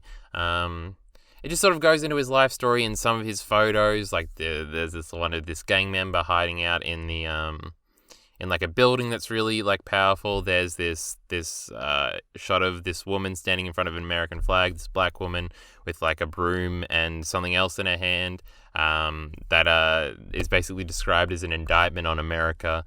That's very poignant and clever. It's just sort of like, this is just sort of an explanation as somebody who'd never really thought about photography at all, about sort of like this is sort of the appeal of photography as an art form that's just never really been explained to me. I've never really thought about it, but I thought about it and had it explained to me here, and now I'm very interested. The last step is poetry. Let's see if he can get me on that too. I know he does have poetry videos. I haven't seen all of the Nerdwriter videos. Maybe we should go back and watch those for next month's digest. That'd be a fun time. But yeah, it's just got that Nerdwriter flair, the dramatic narration, the almost over-dramatic narration that doesn't quite go too far, that ends up being really good. It also goes back to the thing that, like, because Nerdwriter has such a big platform, like a lot of people know who Gordon Parks is, like me, that never would have probably learned about him, or at least wouldn't have learned about him for like 20 years from this video, and sort of makes him culturally relevant, even in this minute example now as well. I know there was clips of him talking throughout the video, of Gordon Parks talking, that seemed really cool. Seems like a really interesting dude. I don't know how much else to say about this video other than it's another really good Nerdwriter video. This time about photography. I'm very interested in photography now. Never thought I'd say that, but here we are. Don't underestimate art forms or mediums. There's good and bad in all of them. That's sort of the message taken away from the last few Nerdwriter videos. What else? I honestly think that's about it. This is just a great Nerdwriter video. I think it's quality. Everybody should watch it. Everybody should be subscribed to Nerdwriter. He's almost on autopilot now. He can just make a great video about whatever and just spit it out. He's like probably the biggest forefather of this shit. Everybody should... it's like almost required reading, required viewing at this point. That's really all I've got to say, so I'll see you for the next video. Well, let's keep on keeping on here. Fresh new recording session. We're up here. And now we're going to move on. We're going to move into, rather, the disgusting anime/manga section of the video. Disgraceful. We're going to start off with Digi, who had 2 videos this month. Firstly, top 10 anime films of the 2010s, which was a November 23rd, 2020 video, and a Violet Evergarden video, Learning to Feel. That was a November 10th video of 2020 as well.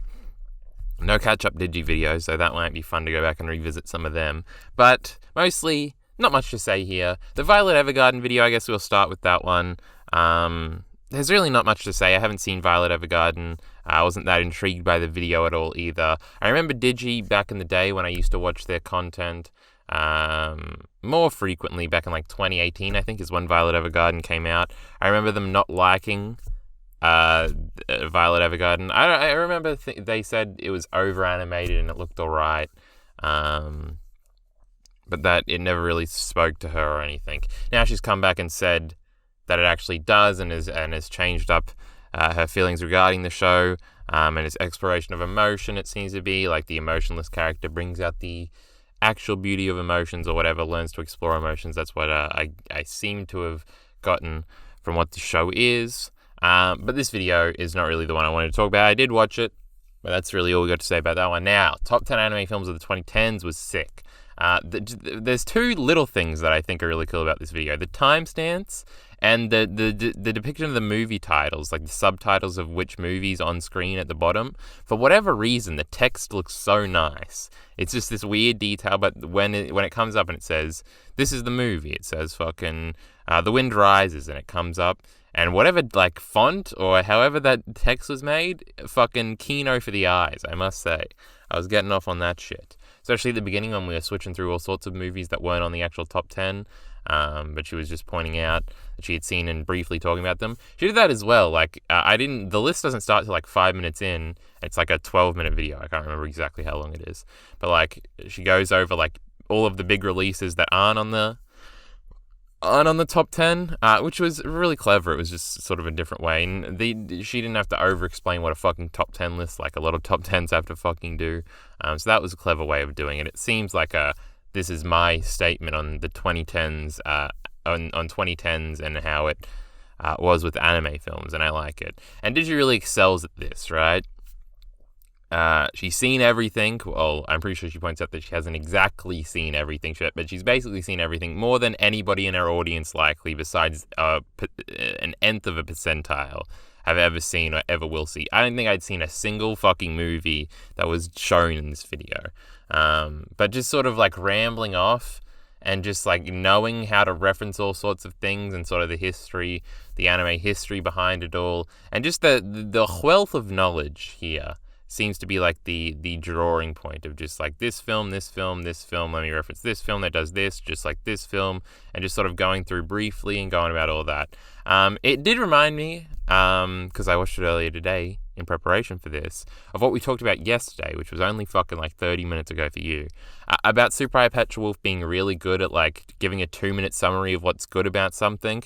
I feel like this is what this video was for Digi, but she just does it better because she's a better writer. So if you're into that sort of stuff, this is basically the 2010s anime film version of that horror movie video, except better. Always good word choice. I was picking out some of that when I went back and watched it earlier today. Just very well constructed video, I must say. Always with the wit as well, and sort of the sniping, the dense sniping of unique opinions is how I wrote it down here. There's always some hot takes regarding Digi in anything she does. That's another one of her drawing points, and it's really cool. It's just the way it's structured, and again, it's like this is not her first rodeo. She's been fucking doing this for fucking 10 years, basically. No, 2015 is when they start. I don't know. A long time writing at least about this shit, and it shows. And like the writing shows maturity, as in mature writing, not necessarily mature content. It's just quality stuff. More videos like this would be sweet. About other decades, maybe. About other things. She seems to slowly be getting back into making analysis videos, I guess. I still don't know. I haven't been keeping up with the side content to know where her mindset is regarding all of that. And what she wants to prioritize. The views still aren't coming in at all, but that's sort of because that was like a cognizant decision to sort of kill the channel and blend it into the second channel, and therefore people just sort of don't click on new Digi uploads. Probably because they don't get picked up for the algorithm, because it's just not like the poppy content. And it used to be like every video that came out was a big anime analysis video and everybody had to see it. Also, she doesn't seem to have the same amount of relevancy in the community anymore. I don't know. It's still a weird space. I think the anime films one has like 55,000 views. No, something I clicked on, like one of her older videos, that was a newer analysis video, had gotten up to 50,000 views. But it's just like, again, the views aren't doing as well. So I'm curious to see where we continue, where we go from here with Digi content. The top 10 anime films video though, that was really good. It's probably in like the top 5 videos of the month. I'm not sure. The Violet Evergarden one is more of a take it or leave it for me. But I feel like that's all we have to say about that. Not the best Digi video ever, but just a good time. So let's move into another procrastinator here with BestGuyEver, who only came out with one video this month from November the 16th, Anime and Music, that's the title. This video is pretty basic. It's basically just an exploration of sort of anime and music. And it's sort of sarcastic in a lot of the ways. Like, it's like, how hasn't somebody thought to put these two ideas together? I don't know where to begin. I have some things to say. Nate has come out now with a few of these scripted videos, as he's opted to get away from the, not Mia Maffova, that's a video every month, Wiagawa type of video. And they don't really feel, like, these videos don't really feel like Nate videos. It feels like Nate's personality is injected into a slightly above average analysis video. Like, there's not really a grand point to be made here. He even says that at the end. So it's not like the ideas of this video carry it, like his Oldiger and Lagan videos, where, like, it's not as performative as later better Nate videos would become, though it is pretty fucking performative. But I feel like the Mia Maffova videos, I said that again, the weekly one, Wiagawa, I feel like because Nate was on screen, he built up such an on-screen presence, a performative presence that was sort of the appeal. Like, now he's just doing like Digi scripted videos, and I don't know how I feel about this as a forward-thinking direction. He's still running into the trap of not getting too many views on any of his videos as well. But that aspect, like, if we look back to the Ghost in the Shell video, which was the most recent, like, great Nate video, it had those performative aspects, right? Because it had the sequence at the beginning of him on camera talking, basically giving the introduction to the series that was really good and performative and funny. I don't know, he should work that in more. I think he could be more creative with the presentation. I feel like these are just holdover videos because he's working on Ghost in the Shell in the background, or maybe something bigger. I'm not quite sure. If so, that's okay. Like the performative, like the song in the Ghost of the Shell fucking video, that's like peak Nate content. That's so good. And that's fully performative. That's fully Nate. Like, that's the charisma, that's the spectacle, that's the persona you come for. Whereas these, it's just sort of like, again, a scripted video that I'm not really that interested in. And it feels like it restricts that persona from bleeding in. It feels like some of the jokes don't even land that well. I don't know. It's just like, Wiagwa wasn't the answer, right? It was, though, was it? It might have been. I'm not sure. Because the distance to that was to get back to the best anime ever, which is what he believes everybody is waiting for, which I don't know if that was true, proven by the low amount of views the Ghost in the Shell video got. But that Ghost in the Shell video is, like, great and what I would want him to make more of. So it's weird, because this video is good. I would say that. It is good. How anime music can affect each other, transcending language. You can get into music like through JoJo's. Like there was a Shine On You Crazy Diamond shout out as a big Pink Floyd boy who doesn't really have any interest in JoJo. That was a slight like, I guess that's pretty cool about JoJo. Maybe I would give it a shot. Not really, don't get excited, but that was cool. And he sort of talked about how that JoJo's power from the dude who was named after Crazy Diamond or whatever, and how it sort of thematically plays into the album too, of them wanting to put like Sid back together because his mind broke because of too many psychedelics, and that's sort of reflected in the narrative. That was all interesting to me. But Nate also basically said this was just basically an excuse for him to shout out all of his favorite musical edits, which is based, and I do like to do that in my videos. I used to do that a lot more before we got monetized. I would just put songs in videos for little interludes that didn't really fit, just because I wanted to put a song in there that I really liked. And that is like the best feeling in the world, so I understand that. But just overall, I feel like I want these videos to be more performative. I want more Nate and less like scripted argument. Like, that's not really what necessarily you come for in Nate videos. Like, I'm thinking back to the Dom Flamingo video, right? It's just like him, and there is an argument there. I don't know if it's sound or not. I'm not up to Don Flamingo type shit in One Piece yet. But, like, the performative aspect of him being, like, sarcastically mad, like we talked about with fucking Jesse earlier, and, like, that sort of passion that we'll talk about in the very next part. Sort of the passion just doesn't feel like it's there. That sounds a little too harsh. Like, there is passion. I know from the last bit where he talks about just wanting to show off musical edits that there has to be passion there, and he probably cares a lot about this stuff. But it's just like, it feels small. It feels like a holdover video, even if that isn't his intent. I don't know. That's really all I have to say about the video. The cool JoJo edit things, the leitmotifs, I think they were called, seemed cool. I couldn't find any of songs I recognized, and that's sort of the point of those, so I didn't watch any of them. But cutting together musical edits, we used to have a whole portion of fucking digest just for musical edits because I loved them so much. We don't have any this month because I didn't really seek any out this month, so that's sad. No musical edit section this month at the end of the video. I'm crying, I know you are. But yeah, we'll see what Nate does in the future. I'm very curious if Ghost in the Shell Part 2 is coming out anytime soon, and if it'll be as performative, or if we find a way to put that in. I feel like he should do, like, who does this? Who does, like, the Nakey Jakey is sort of a good example of this, right? We talked about one of his videos last month, the Last of Us 2 video, where it's sort of like him speaking to camera, and then there's some portions which is a voiceover script thing.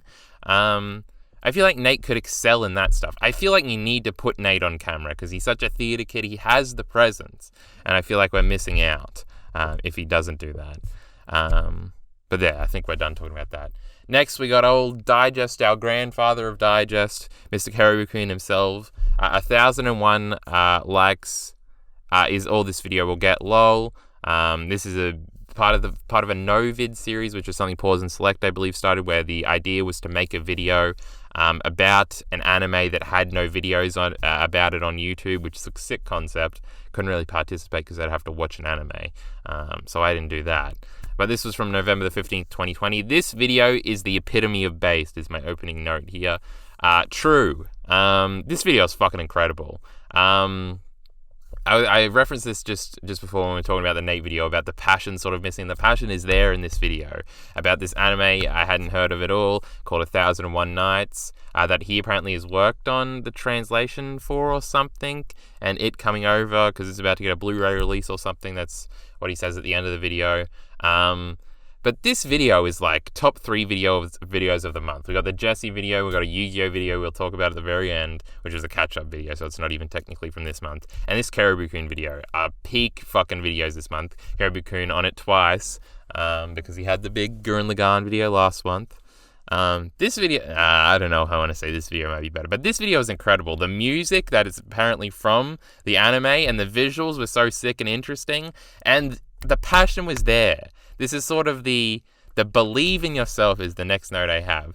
Like, the Shapes is here shouting about this shit, and it's fucking great. Not technically shouting, but one of the opening lines is like this cool 1968 fucking anime boy walking towards a Middle Eastern city. I think it was Bangkok. I'm not sure. And fucking one of like Shapes' scripted line over that is this is what anime is, and it's coming to change the world. And I'm Mr. Anti-anime.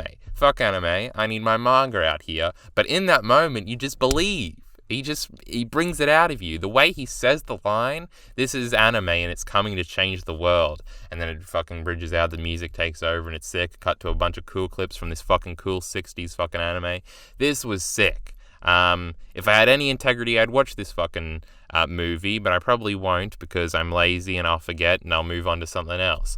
But the fucking visuals for this shit look sick. I would have never heard of this. That's the point of the no-vid stuff.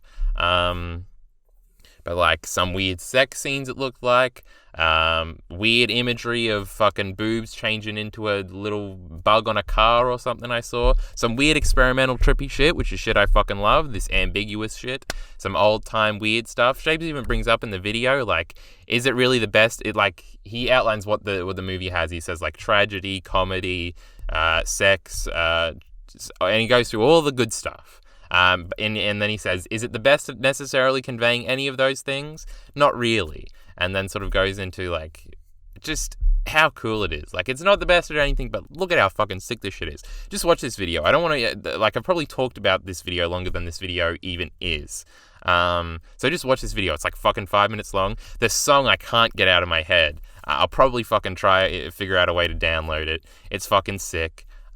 Everything about this, the visuals were all great. This fucking dude, I can't get over this dude fucking marching to the song and Shave saying this is anime and it's coming to change the world. You just gotta have the passion. You just gotta believe in your fucking script and say the shit. This is that Luffy type shit of just like, fuck you, this is anime and it's coming to change the world. I don't care if I agree with that or not. He fucking agrees with it and he's fucking saying it, and he's saying it with his fucking chest a poof. That's not what it's called. What do you do? Their chest out, I guess. But this video is fucking incredible. I love it a lot. I honestly haven't seen too many Caribou-kun videos besides the Berserk one, the Gurren Lagann one that just came out, and now this one. I wonder if some of his older videos are like this. If not, I'd like to see more videos like this.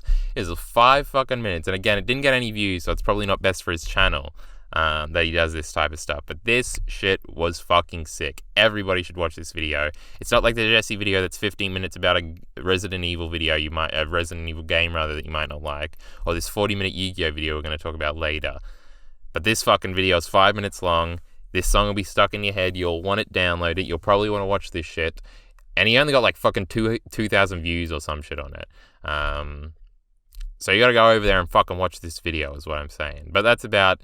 I wish I could remember some of the other lines he says in the video, because I remember thinking the script was really good. He has that passion that I feel like is sort of embodied in the Procrastinators dudes of this grand... It feels grand, this fucking video. It's real fucking good. It's like, and it's coming to take over the world. Fuck you. Let's go. I love it. It's great. But we're moving on here. We've got Aleczandxr. I still don't know if that's how you say the name. Love is Discrimination, Vinland Saga. I think he came out with a Gon video from Hunter x Hunter. I didn't watch that this month because I haven't fucking seen Hunter x Hunter, and I really don't care. I think it was a follow-up to one of his older videos, so I would have had to watch that one as well. Ugh, I don't want to do that.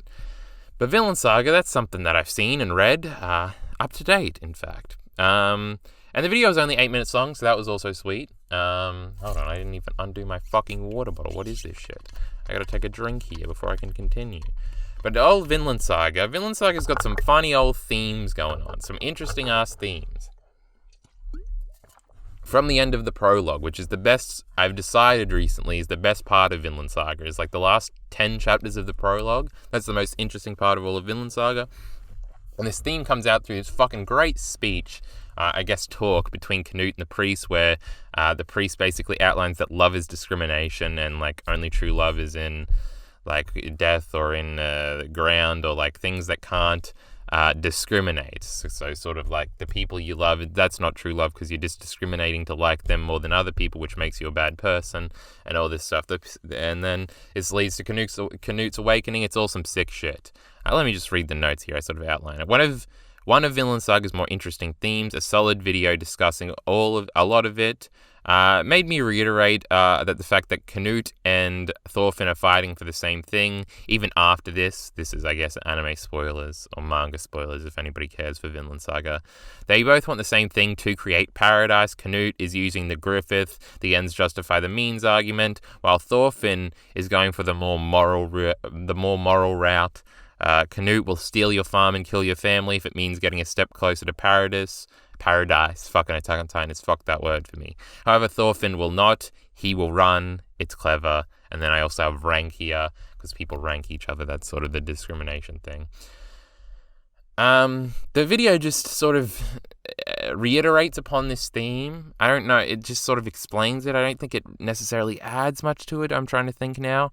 It just made me think about this theme relating to Vinland Saga, and I sort of more elaborated, added to it this sort of my own conclusion here. I feel like this is a lot of Aleczandxr videos, is restating stuff and then being like, if you didn't necessarily get it, his videos are helpful, or like, I don't know, I haven't seen that much of his content. This is not a blowaway video by any means, it's just sort of like a thematic explanation here, and it's pretty okay. I don't really know if there's anything else to say about this video. I'm trying to remember if he said anything else particularly poignant. Fuck, I'm running out of things to say. It really is. It just, maybe that's the benefit of his content, right? It more highlights the thing he's talking about than himself, I guess, but that doesn't necessarily make for fun YouTube videos. But I know a lot of people really like Aleczandxr, so maybe they could explain the appeal to me better anyway. But the only note I have here about the video itself, a solid video discussing a lot of it. And just sort of outlining the themes of the series. So I guess for that, he gets a tentative thumbs up, I guess. So I think that's all we've really got to say about that video. Vinland Saga is pretty cool. That end bit of the prologue I've decided is better than any portion of the farmland arc. We've come all the way. We've come back to the original point where everybody used to hate the farmland arc. And now people have just like made it apparent that you have to think the farmland arc is the best arc. Maybe the prologue was better the whole time. That's what I'm starting to think. But let's move on from Aleczandxr and Vinland Saga here. And now we're going to talk about Gigguk. We're getting into a little negative slump here. We're going to talk about 2 Gigguk videos, the 2 ones that came out in November. I think they were the only 2. The problem with reviewing anime, which was a November 22nd, 2020 video, and full anime 2020 in a nutshell. Let's start with this, which was November the 1st, 2020, right? The beginning of fucking November. Let's start with this full anime stuff. Basically, my notes here read, these in a nutshell are videos that are obviously primarily joke videos, and I don't find them funny at all, so I don't get much out of them. He doesn't have the super Eyepatch Wolf ability to cleverly summarize why something is interesting or good in 2 minutes. It's basically series joke. I feel like I definitely have seen like 4 years ago these in a nutshell videos. It's just sort of like, I guess if you don't keep up with anime much, which I think like Gigguk is like targeting like people who are aware of anime but don't watch a lot of anime. I think people who are aware and like anime culture but don't really like anime. So sort of like me, I guess. In sort of these videos, because basically these in a nutshell videos just basically show you images of like every show that came out this season and sort of briefly mentions on them, and you can sort of use it as a barometer to see, oh, that image looked sweet, that shot looked okay, so maybe I'll go and watch that show or something like that. Maybe, I assume people think he's funny because all of his videos have overwhelming likes and overwhelming views. It's all very entry-level Reddit humor. I just don't find it funny at all, so it's really hard for me to talk about this video. I don't think there's much anything insightful. I guess he's, in that way, advertising a bunch of these series to his audience. I think he's doing it with a Crunchyroll subscription too. Was that right, or did I make that up? Was that somebody else? I don't know. I don't have a problem with it, even if he does, but it's just sort of like, I guess he's helping out the anime industry a little bit, though he is sort of treating it all like a joke, but that's sort of his aesthetic, and I'm not going to really, get mad at him for that. I don't know, it's just really a video that's not for me at all. Now, the problem with reviewing anime, Twitch Chat had talked to me about this video and talked about how, awful this video. There was, a 5-minute period on one of our streams where the chat was just circle jerking about how terrible this video was and how much they hated it. So that colored my impressions going in to watching this video, and I thought it was fine. I was like, it's not that bad. They were, over criticizing it, being overly negative. But my notes here read, Gigguk's video making is awful, but it's not that bad. People act like he's the death of civilization, and I think he's just more. But I think he's more just a Reddit meme given sentience. Everything he says in this video is reflected in popular Reddit opinion. Wow, Attack on Titan got good. Wow, ReZero got good. Wow, reviews stopped. How good. Now everybody's making video essays. Feels like there's no conclusion here is something else I read about this video. I think he even also says that there's not really a big point being made here. But it's sort of like the anime analysis community, if that's what you want to call it, sort of shifted from reviews back in the day. Everybody would watch Glass Reflection. That was sort of the biggest anime channel for a while now. Then it sort of split off into a bunch of areas where anime analysis got really popular with Super Eyepatch Wolf and Digi, and Gigguk went off more in that into that sphere. And sort of I guess the anime community commentary channels, I guess that's what the Anime Man is, though I've seen one The Anime Man video in my entire life. And then Misty Connexia was really popular, but he was just doing lists with boobs in the thumbnail that did get me to click on a lot of his videos when I was 13. So well done there, son. It sort of branched off into a bunch of different directions and sort of left the review formula behind, to the point where I can't think of anybody but Glass Reflection, and I think he's even started to get away from reviews. I'm not sure. I haven't really been keeping up there either. That do reviews. I feel like there is an underwriting disdain. I feel like Digi has talked about this before, about not liking reviews as a concept. And that's just the way the community is going. I feel like the community mostly reflects that, and he's just giving that breath here in his video. The jokes are just awful. They're just not good. It's just no, I've seen every one of these jokes in every bad YouTube video a million times over. You're going away from the mic like this to make a fucking joke because then it sounds different, and haha, you made a funny voice, or you get super loud. It's just there's probably more. I can't exactly remember all the examples of bad YouTube joke tropes that are in these Gigguk videos, but it's basically, that's the entire video. I remember there's a point where he's he makes 2 jokes about the title of his old videos, and he's I guess you can figure out what I think about Attack on Titan. I probably think it's incredible now, and that's the fucking thing of his video. It's just ugh, just a groaner for me every time. And he doesn't really make any big points or anything like that. I don't think I've ever heard you make that big of a grand point that changed my opinion on anything. So I guess that's another criticism. But I feel like Gigguk is not for me, so I don't really fault him for that. But yeah, that's really all I got to say about the Gigguk videos. They're not that bad. They're just sort of harmless Reddit humor stuff. I guess it influences a lot of what people think because he has such a wide audience, and that can be annoying if they start parroting his points and you got to deal with that shit in your fucking comment section. But whatever the fuck. It's harmless, I think. But that's all I got to say about Gigguk. Mother's Basement we're moving on to. One big anime YouTuber that people often use as a punching bag to another here. Now, we've got actually 3 Mother's Basement videos to talk about. Let me take a nice sip. We've got one that came out this month and 2 that are catch-up videos. The Power of Spooky Shonen Anime. I think he changed that title, because I'm pretty sure I watched this video. This is the last video I rewatched before I came to do this. So I'm pretty sure it had It was called something about shonen battle anime now. So I think he changed the title, but whatever. The conceit is still the same. That was a November the 18th, 2020 video.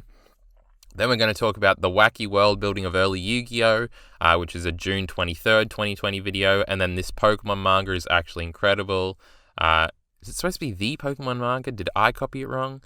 Or does it... No, it's probably this, because there's a bunch of Pokemon manga. That's part of that video. That's from June the 11th, 2019. Let's start with a new one, and then we'll make our way down, because we do have a few things to say here. So this first video is about sort of the horror elements bleeding into battle anime. So I think he changed it from shonen being in the title, because he calls Attack on Titan a shonen in there, and I've gotten a million arguments about that I don't really care to get into here.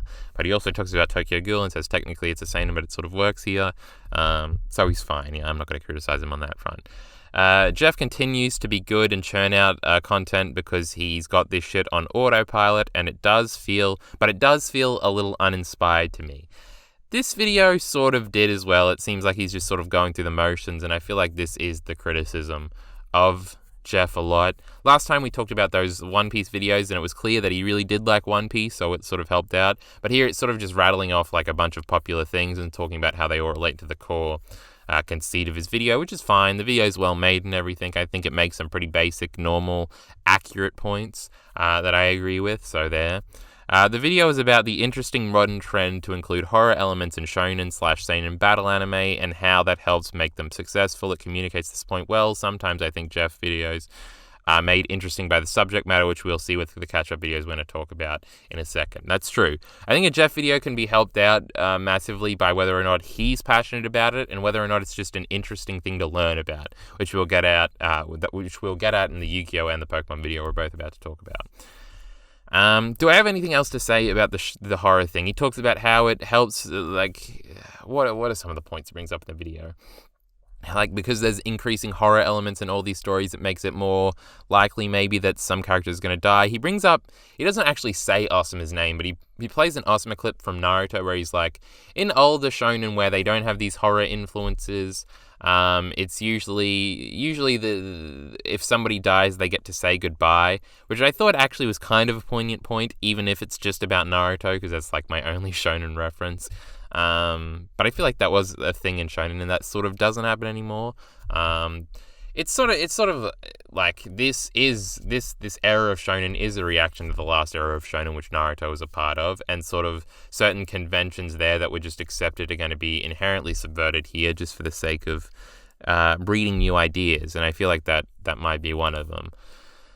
Because Naruto is very conventionally heavy. It's very conventionally normal storytelling. Like, you can basically predict the beats, everything, like, for everything in Naruto, because there's not a lot unpredictable happens in Naruto. And if some death is about to be surprising, like a Jiraiya death, you can sort of see it from miles away because of the death flags.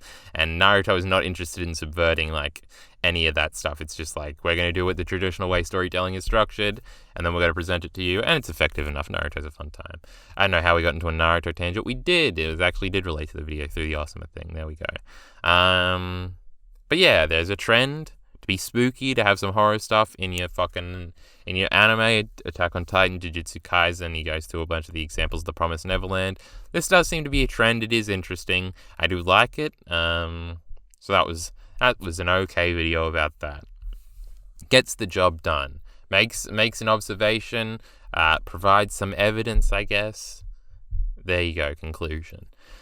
Now, let's talk about the Yu-Gi-Oh! Video. No, let's talk about the Pokemon manga video first. The Pokemon manga is actually incredible. This video is incredibly interesting because now I definitely want to read the Pokemon Adventures manga. I actually had the first few volumes of a few of the different regions that the manga covers, but the fact that it's a continuous story, it's like the Pokemon anime if everything wasn't a filler episode, which seems interesting. Now, the anime obviously has its appeal in being a filler episode because the whole point of the anime is that every episode is about a Pokemon, and we're doing a wacky adventure, we're getting into weird adventures, episodic adventures every episode. Some episodes bleed over. There is sort of a continuous story of collecting all 8 gym badges, going to the Pokemon League. Pokemon anime is good in its own right. This is just something different, the manga, right? Everything seems to be building to a whole plot with Team Rocket. Some of the gym leaders are in league with Team Rocket.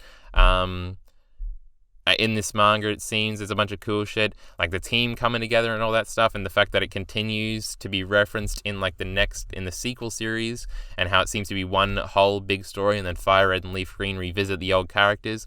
Seems lit as fuck. I want to see all of this. I want to inject the Pokemon Adventures manga into my brain.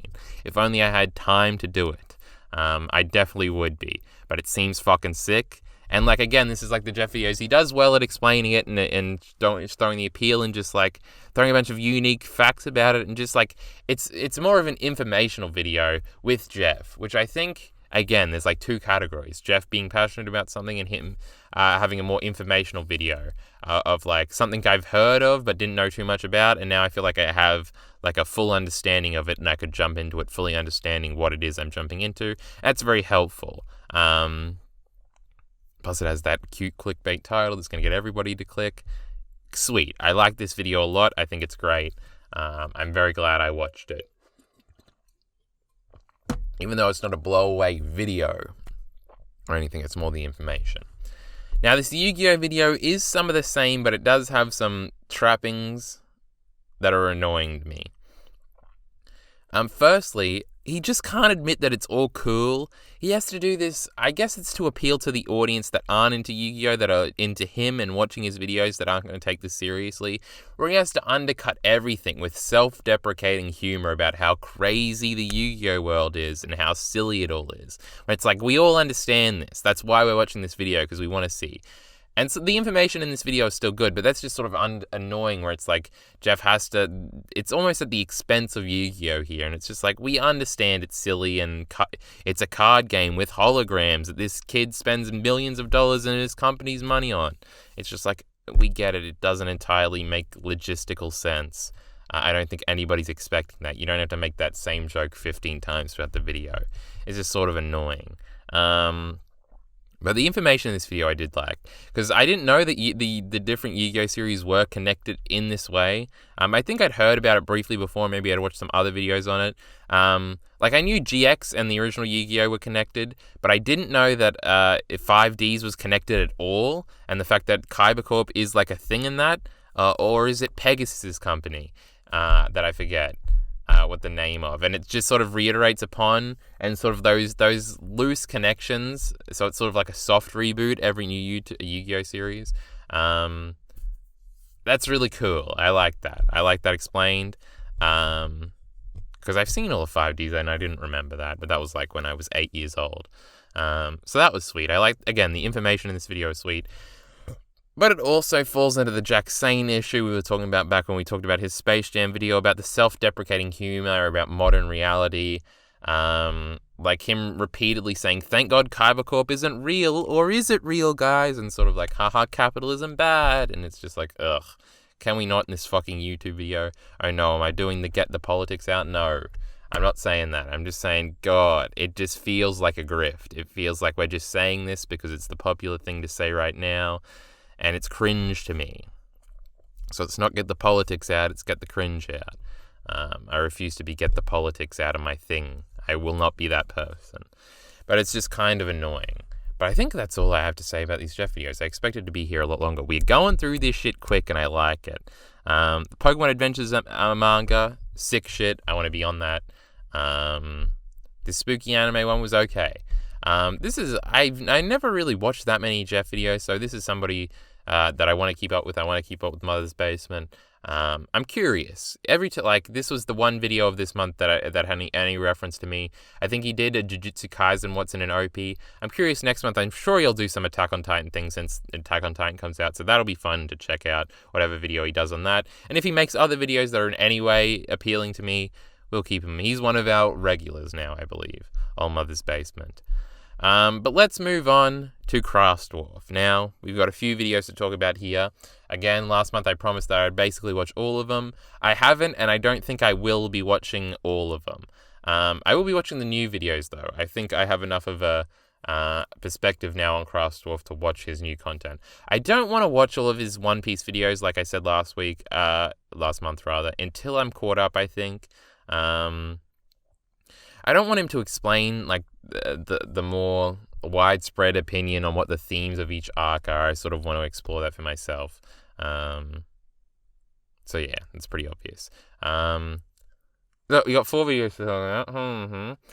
So the first one, the one that actually came out this month, he came out with a Lucy fairy tale video, but it was like 2 hours after it became December, so if we do that video, it'll be next month. So we've just got this one. Fairy Tale is Good, More or Less, Part 1 of the Overly Long Tirade. On the Overly Long Tirade, Craftsdwarf, November 14th, 2020. Important to point out, I haven't seen the original video. This is sort of a response to of his old video. We'll talk about that. Let me just introduce the rest of the videos. On Love Labs, Blackface, and Disgusting Problematic Media, which came out on November the 18th, 2019. Character Development is Overrated, December 10th, 2019 video. A Critique of Super Eyepatch Wolf, December 12th, 2018. Now, I had seen the Super Eyepatch Wolf. I remember that video sort of went viral, might be extreme, but that was a big video that was recommended back in 2018. That would have been right when I was getting out of watching analysis video. I think I watched like the first 5 minutes of that video one time. I didn't remember any of it. We'll talk about that when we get there. Let's start with the Fairy Tale video first. This video was a critique of himself, going back and talking about how he like misrepresented Fairy Tale. He talks a lot about being bad faith towards things. And I really like this.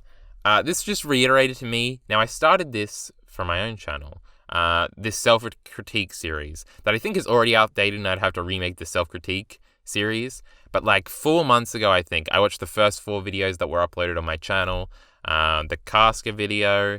What else was there?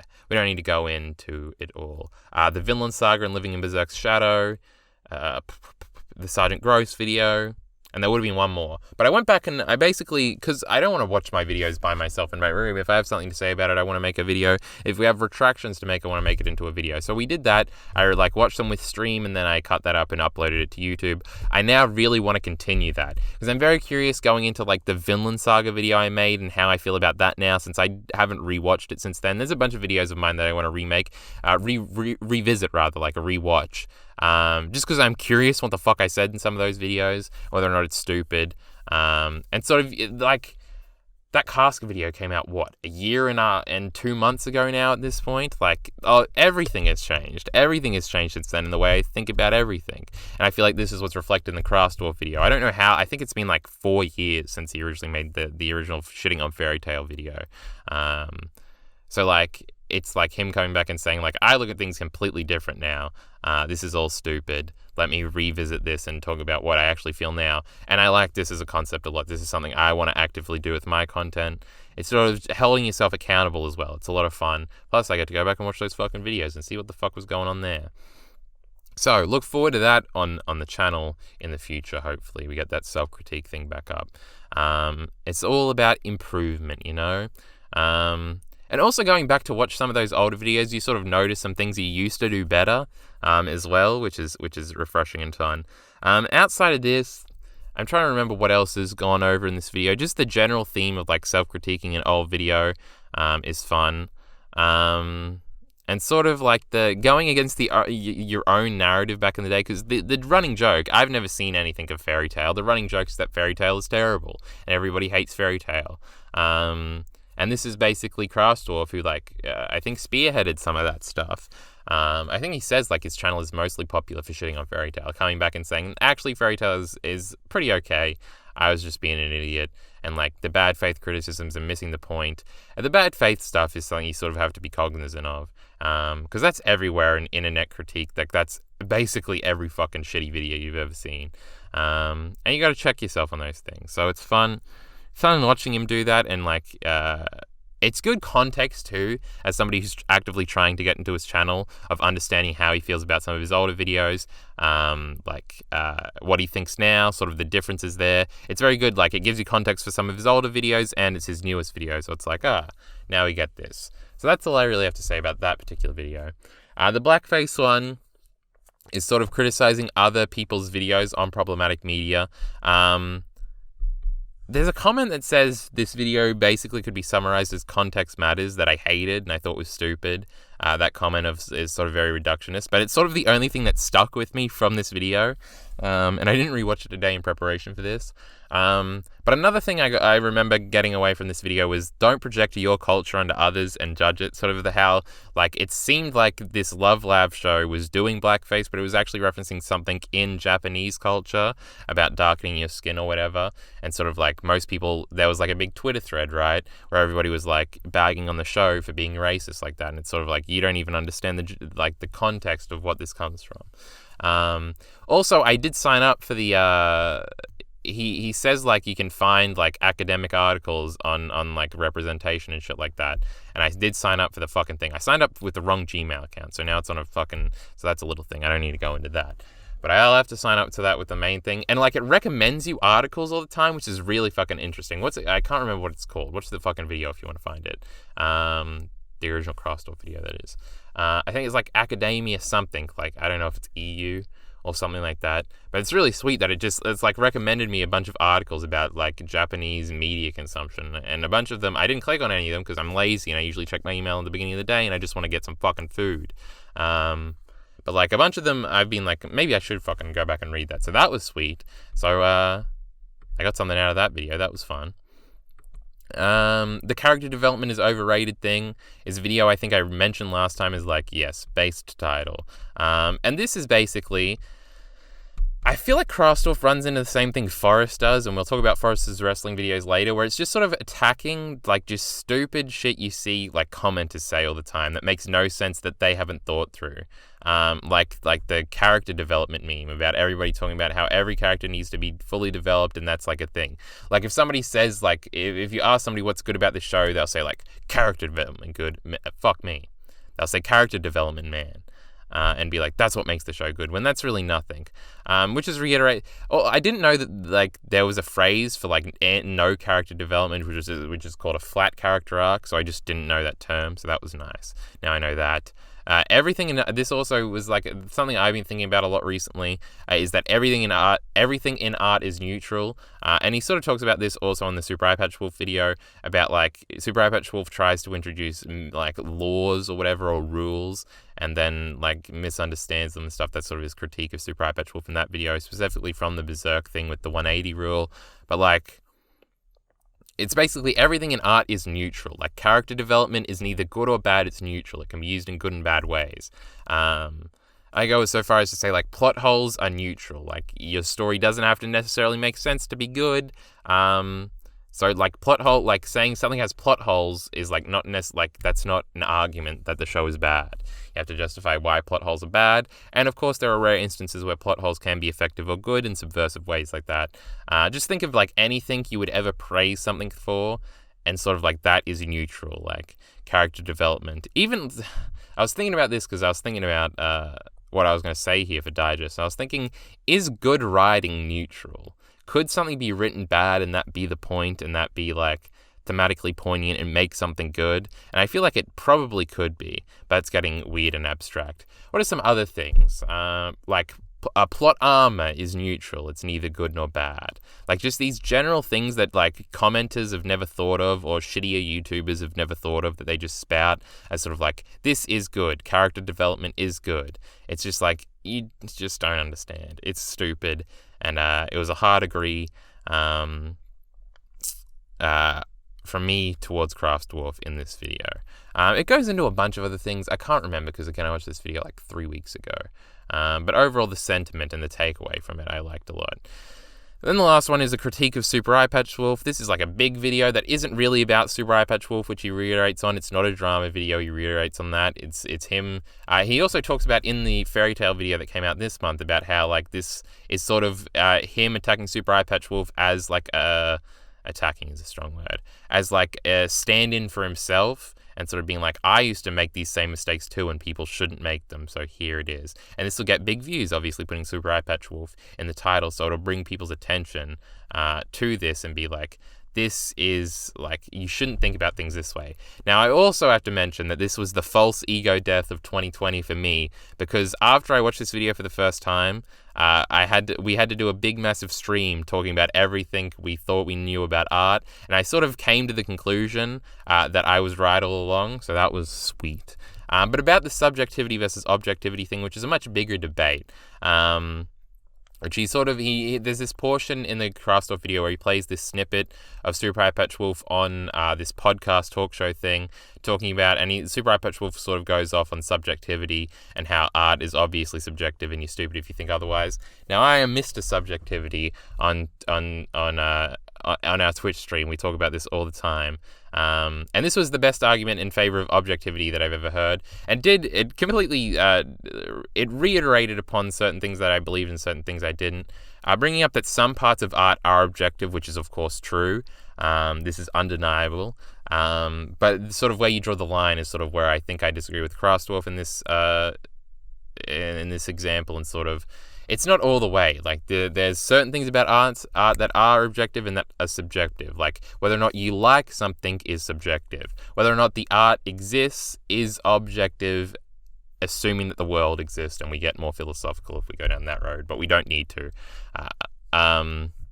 Like, a painting physically exists. It objectively exists. You can measure how big the painting is. For a show, you can measure how long it is. You can, like, the file that creates the thing that is the anime episode, like, that exists. But then you can go further. Now, there's a more abstract way of doing this, which he points out, that Pause and Select explains in that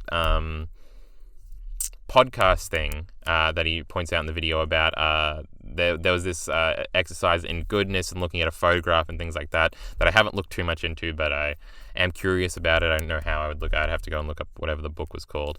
But this also goes back to the objective beauty thing, which is a whole nother philosophy argument. There's a lot of philosophy going into this. We're still in the training wheels of philosophy, I think.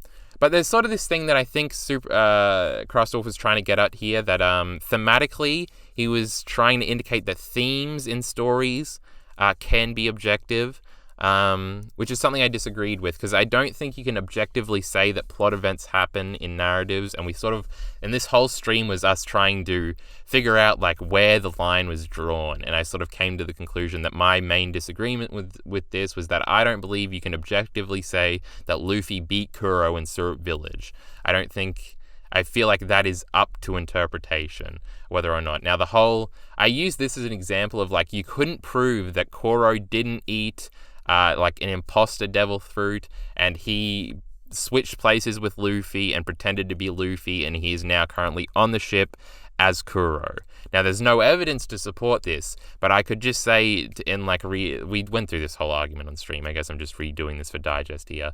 There's no argument to say that, like, Kuro, like, it's being weighted, like, that it's the reveal that Kuro actually has been impersonating Luffy for 900 chapters at this point isn't going to be revealed until the end, and I can just say that. Or I could also just say that it's like a background detail that the narrative doesn't want to literally, like, put out there, so it's supposed to be a subtle thing, and I'm sure I could make up some fucking shitty evidence that indicates this. Now, obviously I don't believe this, but I don't think objectively that statement is wrong, considering the narrative. Now, this is very abstract and different, and, like, if two people are having a conversation about a certain piece of art, this isn't really that relevant. But I think from, like, a foundational standpoint, these two situations are different.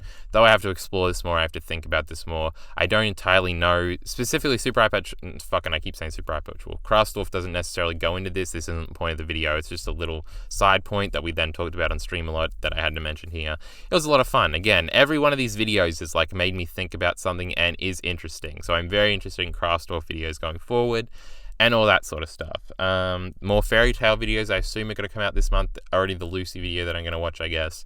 I'll probably go back into the backlog a little bit too, as well. He has some other, like, just general videos, like the character development video that aren't specifically about One Piece that I could watch. I guess I could watch the Drum Kingdom ones as well, because, like, I read Drum Kingdom. I got to that part. So we'll see. We'll see where our journey leads with Craftsdwarf. I think he's about to become a regular here on Digest. But that's all we got to say about that. Let's move on. Now we're going on to Studio Taka, which is a big Berserk channel. Let me take a sip. Big. I don't know if it's that big. How many subscribers do they have? I'm actually not sure. They had one video that came out this month, and then there were some old videos. I had actually never seen any of these videos until this month's video, so then I went back and rewatched all their ones, all their older Berserk analysis videos. Now, their channel is mostly a motion comic thing that I'm not really interested in for Berserk, but these analysis videos they also make on the side, it seems, and I like these a lot, so we're going to talk about that. Now these are written...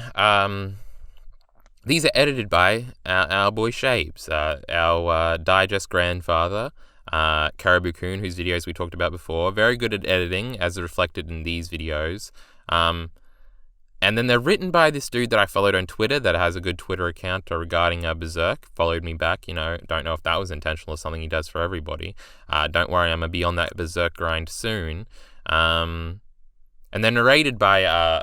it's like a female voice. I thought maybe she had written it all, but then I found out in the credits section. It was the point of this was an interesting amalgamation of like creators here that probably all work on the motion comic, I'm assuming, I'm not sure. But the 4 videos here: Berserk, understanding the conclusion of the Millennium Falcon arc, which is an April 12th, 2020 video. Berserk, Casca, Guts of Casca's Child, which was a May 24th, 2020 video. Gross. Berserk episode 361. These titles are fucking easy for me today. Review and analysis, which was a July 24th, 2020 video. And Berserk Griffith's Greatest Strategical Achievement, which was a November 8th, 2020 video. The video that came out this month was probably my least favorite out of the analysis videos. I feel like it just reiterated on a bunch of the points they'd already made in other videos. And I honestly can't remember that much of what even was Griffith's strategical achievement. I can't remember. The point is, these videos are fucking great, despite what I was just saying. The first one, understanding the conclusion of the Millennium Falcon arc. Now, when I was like 3 years ago, when I was just writing on a website, I wanted to write a piece about how the conclusion of the Millennium Falcon arc was terrible and it was like the epitome of all of the bad coincidence writing in Berserk through causality, and how convenient that was for the narrative that anything had happened. Obviously, my opinion on convenience has changed a lot since then. And this video sort of outlined like just how like everything that's been developed throughout Berserk's narrative with Skull Knight and Zod and Griffith and Ganishka all sort of comes to a fucking peak here, and how it actually all really works, and the way it's explained is it's very well explained in this video. I like this video a lot. It made me change a little bit on my view of the Millennium Falcon arc and its conclusion. I really got to get on that Berserk reread train to fully understand how I think about it now. Since I was kind of slightly negative towards it, even though the Millennium Falcon arc is like by far my favorite arc in Berserk. I don't know, Fantasia would be pretty good sometimes. But yeah, so that video was neat. I liked that. I liked that it changed. Now, the next one I want royalties for, because I don't remember the timeline, but I don't want to get sued when I start saying this shit, because I'm pretty sure I said this beforehand. Not accusing anyone of plagiarism. I joke. But I don't want to be accused of plagiarism when I say this shit. Now, I pointed out, I feel like I did it before this video came out. This video only came out like 6 months ago, I feel like I was saying this about a year ago, about how poetic it would be if Griffith, the only one thing that Griffith did wrong, which was rape Casca, is what's going to fuck him in the end, because the Moonlight Child is the product of that, and it's going to like sabotage Femto from within while Guts gives it the final fucking slash. That's like the most poetic Berserk ending possible. And then the Moonlight Child would probably have to die too, and then Guts and Casca would have to make another baby. Oh no, we have to watch it again. What a terrible ending. I feel like that's how Berserk has to end, and I feel like that's the perfect Berserk ending of how we defeat Griffith/Femto, and it's like perfect. And I feel like if I say this in future videos, everybody's going to accuse me of copying this video, but I'm pretty fucking sure I said it first, right? So I don't want those fucking comments. Nobody watches Digest, they ain't going to see this. But it's still a great point. It's still like beautifully poetic about how Griffith's character would come apart, and sort of like it reiterates on the fact that the Casca rape wasn't just gratuitous for no reason, just to be like a shitty gut punch. Like there was a plan in it, and it is justified by the narrative. And I like that all a lot. Griffith, if he had just stopped being petty, if his heart was actually frozen, if he actually did move on in that moment instead of getting human and visceral at the end of the eclipse, he would have fucking gotten away with it too. But that fucking meddling kid is going to take him out, and it's going to be beautiful. So that was quality stuff. The chapter review, I don't remember getting much out of. I remember disagreeing with a bit of this video. I remember getting a bit pissy, but I don't remember what that was about. And the strategical achievement one, I can't entirely remember. I remember it being a reiteration, and sort of going through. I think it goes through like the Millennium Falcon arc. It goes starting with that shit. I think it points out that like Griffith Zod couldn't have beaten Ganishka by himself. He needed Guts, so Guts inadvertently helped Griffith. And there's that scene at the end of Vitanis when Griffith looks down on Guts, and it's like, is he interested? What's going on here? But yeah, I think that's part of that video, and that was really cool. But I can't remember what the fuck the strategic achievement was. No, hold on. I think I do remember him setting everything up for the Pontiff to declare him. And so he had the royal family backing through Charlotte. He had the Holy See backing through the Pontiff. He had the demon army backing because he defeats Ganishka and he is a god hand member. How sort of all of this culminates in Griffith winning in the Millennium Falcon arc. That was pretty sweet. I think that's what it was. But anyway, if you're a Berserk boy, you got to check out Studio Taka. Great videos, quality stuff, great editing, sweet narration. Good writing, some original points being made about Berserk. That's something nice, except for the one they stole from me very clearly. I want royalties. I joke. But everybody should check out Studio Taka. Maybe top 5 videos of this month. I don't know. If they come out with any new videos, you best believe we're going to be covering them on Digest, especially if they're Berserk related, which I think everything on their channel is. So that would be sick. I like that a lot. But we're moving on. We got Forrest to talk about. Forrest Sowa. We got 3 Forrest videos this month. 2 of them were in quick fucking succession too. I don't think there's been a new Forrest video since then. Hold on, I'm going to copy the fucking link I got over here and see if I've missed anything. This is like the best Forrest monthly output that's happened since Digest began. All 3 of these videos are really good. And bring up a lot of talking points that we're going to discuss in a second. I feel like if there's one person we discuss the points of the video more than anybody else, it's Forrest videos, because it's my only excuse to talk about wrestling, so fuck you, you have to sit through it too. Firstly, we've got the IWGP Intercontinental Championship sucks, which was a November the 5th, 2020 video, What's Wrong with Kazuchika Okada, the November 15th, 2020 video, New Japan and the Art of the Subversion, November the 19th, 2020 video. We'll go in order, I think. The Intercontinental Championship thing is something I've heard him talk about before. Now he's finally put it in a video. It's this brings up a cool conversation about the difference between good booking and a good product, and how for like the last 10 years the internet wrestling community has talked about these two things like they're the same thing when they're absolutely not. And this video is sort of the epitome of that realization, and it's really good. How like the IC title is like good booking in terms of like it's good for the company, but as for the product it makes it stale and stupid. And it's a really clever point, as in like for the company it's basically just a second fucking heavyweight, like world heavyweight championship that can headline shows with fucking, so Naito can have something to do while Okada gets to keep the belts and do some other shit over there. And it's basically like, if your Destruction main event of the entire tour is an IC title match between Jay White and Naito, you're not disappointed because it's Jay White and Naito. They're two of the fucking 5 top guys in the company, and they're feuding over the IC belts.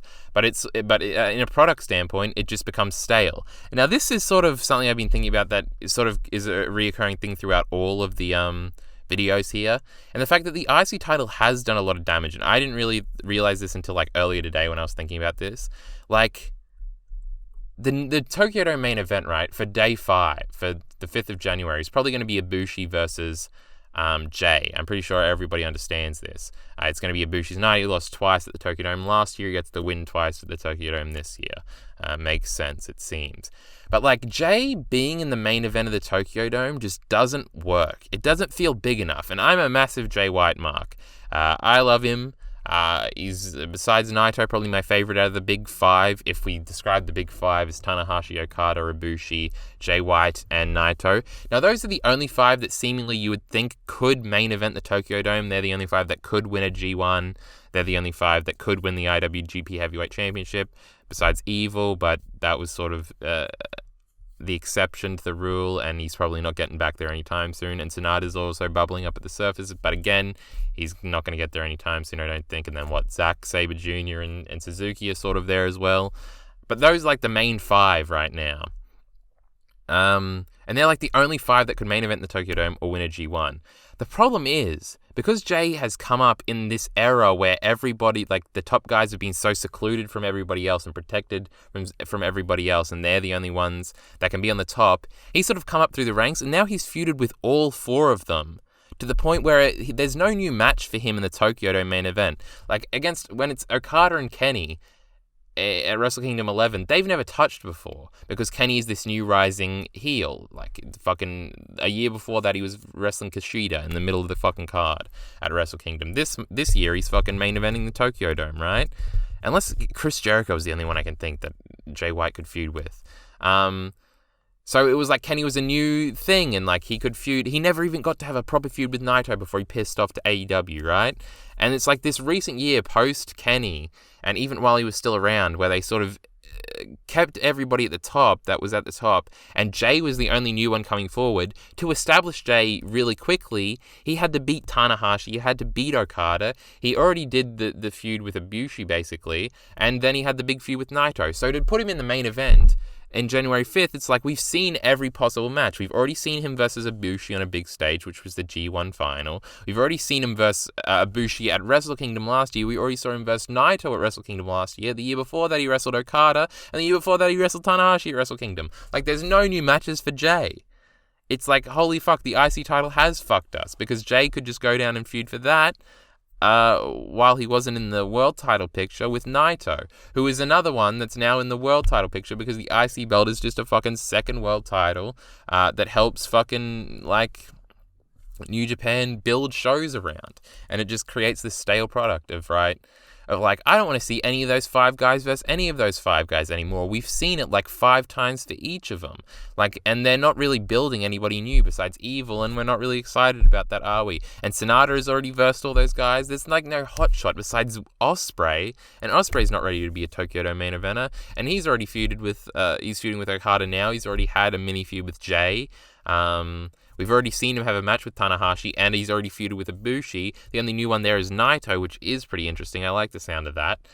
But, like, it seems to be getting stale at the top of New Japan's roster here, and it seems like the IC title is sort of to blame to that, as it's come in and sort of, it's not a mid-card belt, which is something Forrest points out in this video about how the old IC belt used to be the stepping stone, so you could go and win the world title afterwards, and it sort of was that with Kenny, and then it sort of was that with Naito, it seemed. But even like his big IC title run was even after he'd won the belt back in 2016, so that's not even true.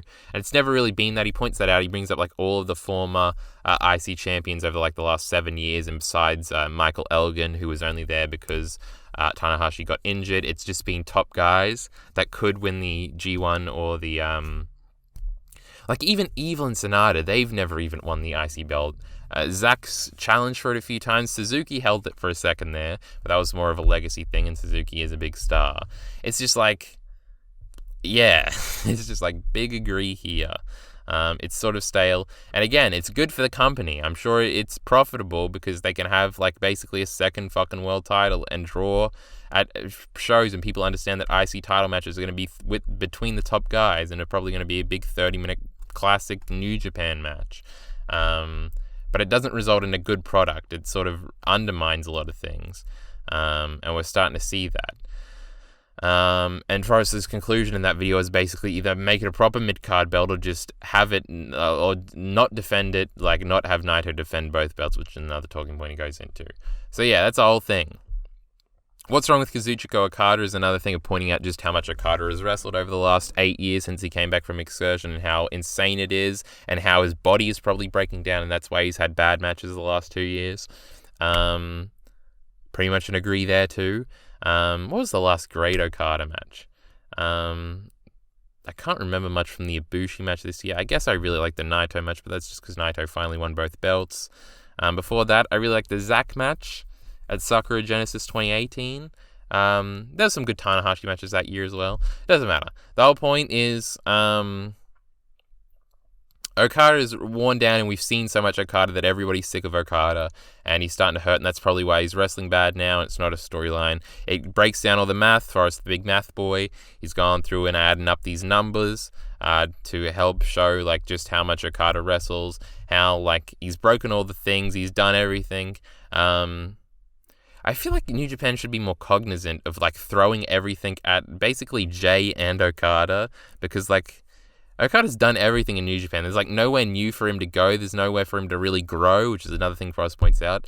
So if you're him, like, wouldn't you be thinking, well, I guess I could go to the fucking WWE, I guess, at least that's something new, or AEW even? Could you fucking scream at the thought? And I think you'd be more scared with Jay, since you've thrown it, like, Jay's like 27 or whatever. He's going to main event the Tokyo Dome this year.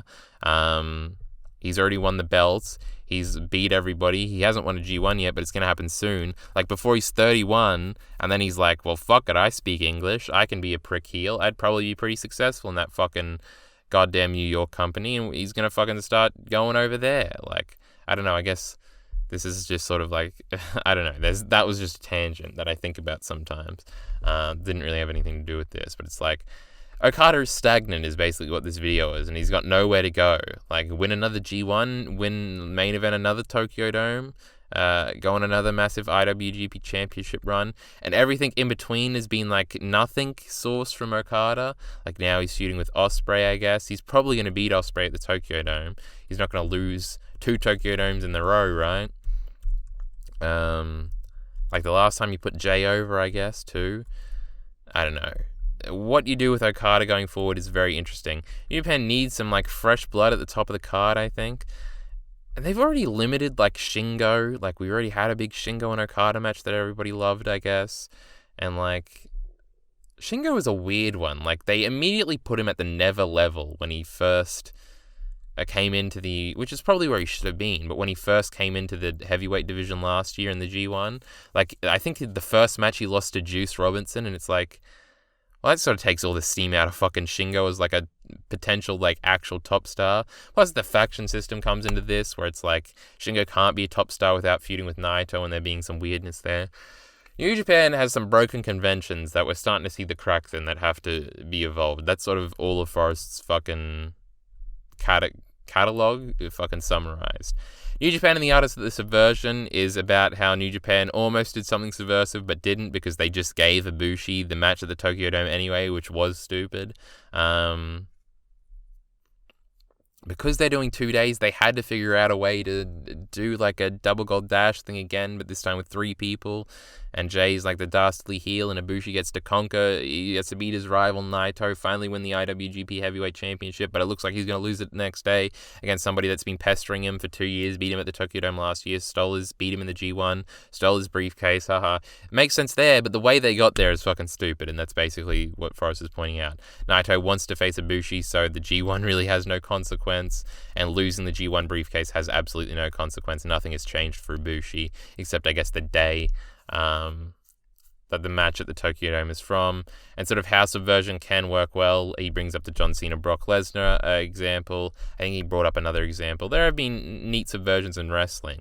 This just wasn't one of them. Eventually somebody had to take the briefcase from somebody, and it was going to be a big moment. I remember when Jay won, when I was watching fucking Power Struggle Live, I was like, holy fuck, what just happened?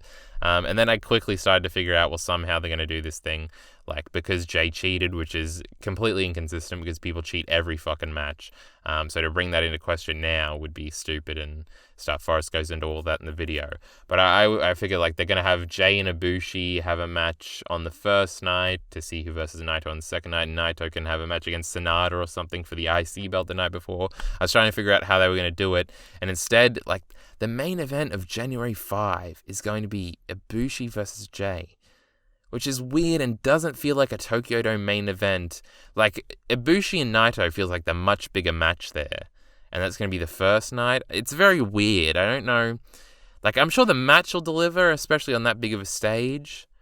It's just a little weird. We'll have to see how Wrestle Kingdom, 15 plays out. New Japan's going in a bit of a weird direction. We'll see how it all plays out. Though, Best of the Super Juniors is going to happen soon. My boy Despy and Hiromu are in the final. That's sexy. GOD, love them. Juice, Finley, love them. They're in the final too. So that seems okay. That show will be interesting. But this other stuff, we'll have to fucking wait and see. God, El Desperado was so cool. Now we're moving on to Johnny Harris here, who we've also got 3 videos from, all from November though, no catch-up videos here. The Nostalgia Theory, which was a November the 16th, 2020 video. Where the US Hides Its Secrets, which was a November the 24th, 2020 video. I'm a Journalist Who Hates the News, November 30th, 2020 video. I don't have much to say about all of these videos. This was somebody we covered last month. Again, this sort of calls into question the title of this video series, Analytical YouTube and Review. It doesn't really fit, but we do weird politics stuff sometimes, obviously with ContraPoints. We're about to do a Chris Ray-Gun video and all that stuff.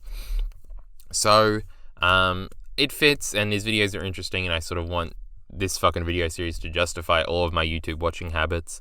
I don't know really have much to say about these videos. They're just sort of weird, okay, informational videos that sort of are personal bloggy and sort of blend these two tropes of YouTube together in kind of an interesting way. The Nostalgia Theory video was really good, and I made a video a long time ago that nobody watched called Depressing Nostalgia about Pokemon the Movie 2000 and some other things that, like, nostalgia that depresses you and sort of scares you and you don't want to revisit. And this feeling is sort of summarized in his video, where in the middle of it, he basically talks about how he tries to get in touch with himself from 10 years ago and sort of plays all the music from that time and looks at old photos and goes through, like, his memories from that time. And he points out how, like, scary that is to confront sometimes a lot, which is basically the thing I was trying to portray in Depressing Nostalgia about, like, this even happened with me recently listening to some, like, 2014 songs that I used to like, and you'd listen to it and it starts and you just can't do it. You have to, like, fucking pause the song because you're like, I'm not emotionally ready to go back there and think about that right now. And, like, because you secretly really like the song and you're like, holy shit, it all starts coming back, and it's just like, I don't have the emotional fucking I'm not in the emotional headspace right now to go back to this. I'm supposed to be working on this fucking script. Let me go do something else. And then you actually, like, watch it. Like, I talked about rewatching Pokemon the Movie 2000 in that Depressing Nostalgia video, and how that was sort of that for me. Of, like, this is something I have, like, solid memories of as a 5-year-old. Let's go back as a 19-year-old. I was probably 18 when I made that video. I might have been fucking 17 when that video came out, and go back and watch it then. And it's just like, wow. It's just like, the nostalgia is a thing. It's a thing. That's what it is. It's depressing sometimes. It's weird. It's bad. It's good. It's manipulatable. Easily manipulable. That's a point that he makes in the video, and he points out the Donald Trump example and all that stuff. It goes down that fucking rabbit hole. We all know where that's going. But I was building up to a point, but then I got distracted and now I've forgotten it. What was I saying? Nostalgia can be depressing. Him going into that in the video. The video is like, it invokes that depressing nostalgia in you. It's like, it's weird. Oh, he has this cool graph about how, like, who you are from the day to day, and, like, how, like, it's sort of on a 2-week graph, and sort of, like, the things that are affecting you tomorrow and yesterday is sort of what you're thinking about today, and that sort of makes who you are. It goes into this weird identity thing. It's really cool. I think this video is probably the best of the bunch. It definitely is. I like this video a lot. If you're going to watch a single Johnny Harris video from this month, that would be the one to watch. And then he sort of talks about how nostalgia brings something from, like, 2 years ago and, like, just puts it in this space of, like, now you're thinking about that as you're thinking about all of the problems of yesterday, today, and tomorrow. And it's just, like, this weird feeling, and it lets you escape and things like that. It's a cool video. It's just, like, a cool thought experiment to think about how you experience nostalgia and things like that. I like it a lot.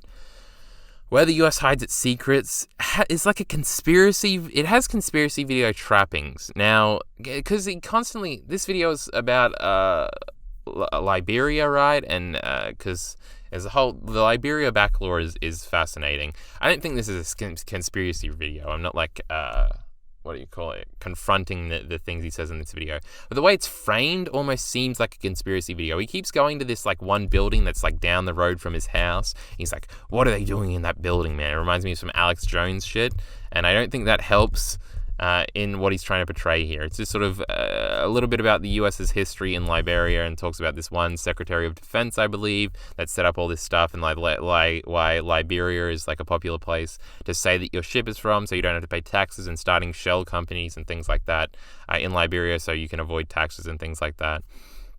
Sort of going into this weird thing of history, and it is fun and it is entertaining, but these weird conspiracy trappings of what's inside the building, and then he explains what's inside the building. It's just like, oh, it's like a mail front paperwork place that sends like secrets back and forth. The title is also a little bit misleading about where the US hides its secrets. It's basically where the world uses this one place to like function in the world economy, and talks about that, and he talks about how he wants to talk about that more in the future.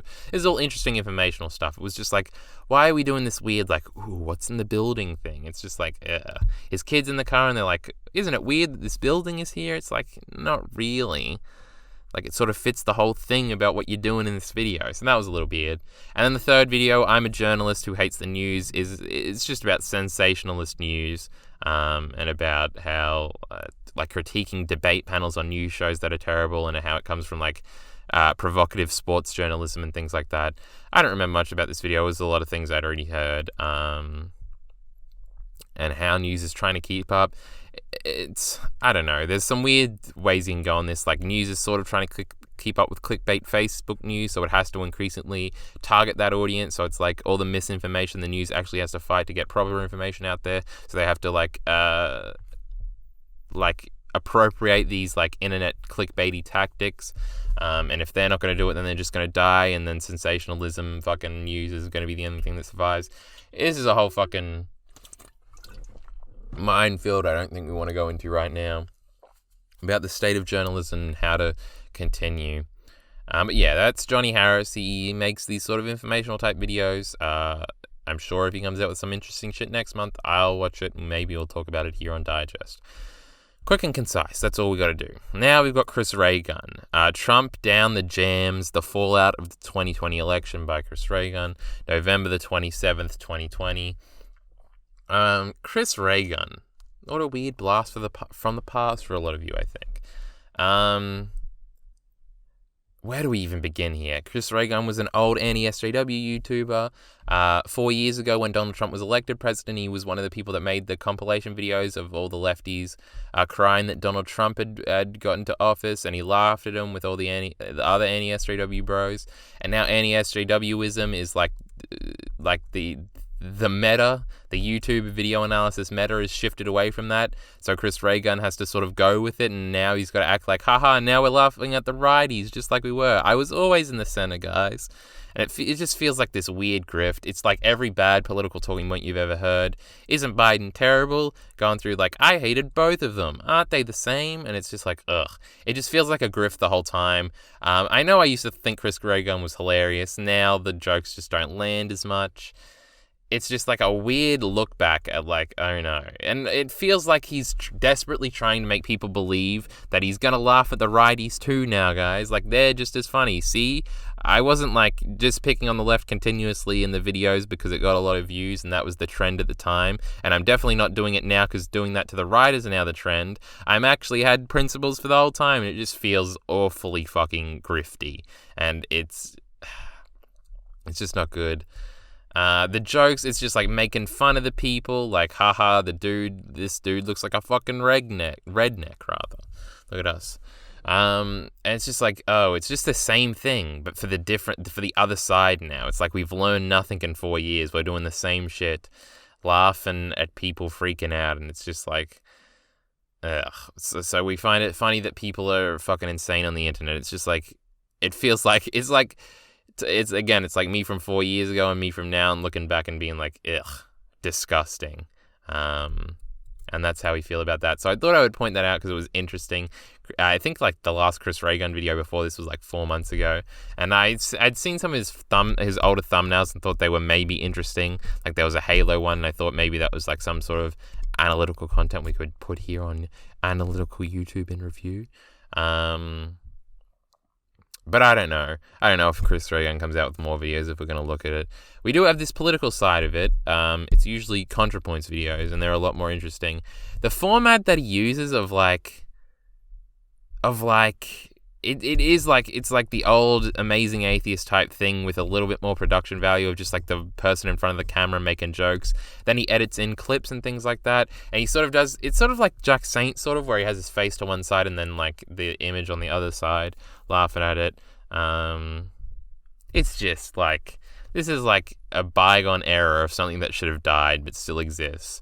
And like, see guys, I'm doing it for both sides. It feels like that constantly. If it's like, I definitely was, guys, I definitely was. See, I'm doing it. I was always like this. It just comes off weird and grifty. I think I repeat myself like fucking 7 times now. And we're nearly done with Digest, so let's move on. Now we're fully in the realm of catch-up videos. We've got Swagkage here, though not really all the time. So I have 2 Yu-Gi-Oh videos from Swagkage. Firstly, why are Yu-Gi-Oh's rules different in the anime, which was actually on the Swagkage channel. This video is from June the 25th, 2019. And then we have History of the Yu-Gi-Oh! Meta, 2002 preview by Robin Dale, which is Swagkage's second channel, where he's put out 2 versions of this video, of a preview of this Yu-Gi-Oh! Meta video that he's working on in the background, apparently. Now, he hasn't come out with a lot of Naruto content. Swagkage is famous for doing, like, Naruto explained videos and, like, Naruto, like, fictional fight videos, like, what would happen if the 5 Kage versed fucking dickhead, and who would win or whatever. Those videos are fun. I'm not gonna lie, I used to watch them a lot, like 2 years ago. But this shit is on a fucking another level. The first video about, like, it's just informational video about like how the anime is different and weird, and how it sort of structurally works for the anime to not have the same rules, and then when they started to introduce rules, well, it made a lot of sense, and how Yu-Gi-Oh! In the anime never really is like Yu-Gi-Oh! The card game is actually, and sort of explaining that. This is a basic informational video, and it's on the normal Swagkage channel, so it's interesting, because basically everything else is like Naruto related. I think he's done some DBZ videos and shit like that. Probably DBS, actually. But this Robin Dale side channel seems to be where he puts his other projects. I have to assume that when this full History of the Yu-Gi-Oh! Meta video comes out, he's going to put it on the Swagkage channel, because, man, it needs that fucking big platform there, because this video is fucking incredible. This is the only thing that's challenging Endless Jess this month for potentially being video of the fucking month, even though it came out in October. Also, Swagkage is nearly at 1 million subscribers, which is pretty fucking insane. I've seen him on Twitter tweeting out that he's nearly close. Maybe by the time this video goes out, he will have got there, so that's fucking pretty impressive. Now, this History of the Yu-Gi-Oh! Meta thing is like peak YouTube content. It's like a mini documentary. He's got 2 previews on there. One was like 12 minutes, and this one is like 47 minutes. And it basically 2012 is when the Yu-Gi-Oh! Card game finally came to America. In English. 2002 was the first time. I would have thought it would have happened in like the later 90s, but apparently it was 2002. I was 1 year old when this was happening. Usually this shit happens before I was born. Making me feel old out here. But this video is so fucking interesting as a concept. It's not that interesting. It's just awesome. Sort of going through the meta of when it began and how the meta developed, and the plan is to do 2002 to 2005, and that's part 1. And maybe he's going to go through the entire fucking history of Yu-Gi-Oh! That would be based as fuck. I'm not kidding. This video is fucking fascinating. I've never been into the Yu-Gi-Oh! Meta at all. I used to play the cards. It sounds like I don't know what I'm fucking talking about if I say it like that. I used to play Yu-Gi-Oh! With my brother sometimes, but we had like a weird mishmash of a bunch of different fucking cards. And we would just make decks and not really understand it and play it. I was a big fan of the anime. I had a bunch of the PS2 games, but most of them weren't Yu-Gi-Oh! Card games. It was Capsule Monsters or Duelist of the Roses, both sick fucking games, 10 out of 10s, but they weren't traditional Yu-Gi-Oh! But I'd say I have a pretty decent understanding of Yu-Gi-Oh! But going through and him starting at the first set of base set for Yu-Gi-Oh! Instead of Pokemon, I've been into the like Pokemon meta, both in the video games. I used to play Showdown on stream all the time, and the card game even. Back in the day, a little bit more. I used to go to local tournaments for Pokemon cards back in the day.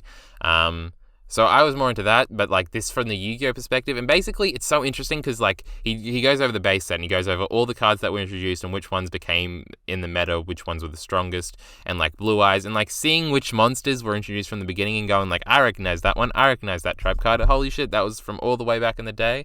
And just seeing like, because I have such a vague knowledge about a lot of this stuff, like seeing it all put together in this format is fucking incredible and is like awesome to me. Knowing that like the biggest summon monster like back in the day was like 1800. When I used to play with my brother, the biggest 4-star summon was we had a dinosaur card that was 1900. So I was like, I got a better card than that, boys. All right, hold the fuck on. It was like a Triceratops dinosaur. Apparently, like in the meta, there is a 2001 now, so like 2000 is like the base. I don't know. I'm not an expert here. Swagkage is, and he's telling me about it in this fucking video. But sort of going over like how the meta changes when each new set is introduced. And he has these awesome introductions for the sets, these over-dramatic zoom-ins on the cards that is fucking incredible. And I love that shit. Basically, I want somebody to do this. I want him to continue this on Yu-Gi-Oh! I need somebody to do this exact thing for Pokemon, both the video game and the card game. Talk about how when every game came out, how the meta changed. Talk about how when every set of Pokemon cards came out, how the meta changed. Go back through the history in this much detail. Be overly dramatic and introduce. Then they were added to the fucking forbidden list. He brings up that shit. Goes over the rules. Goes over the effects of the different cards. How the different types of popular decks were. It's all fucking sweet. There's a preview on his Twitter for this big set that apparently changed everything. And it's like a Twitter, and because it's a documentary style, it's so cool. I love documentary styles. I learned about this for like a whole like semester in high school. It was part of one of our English curriculums. And the different types of ways you can do documentaries and how interesting it is.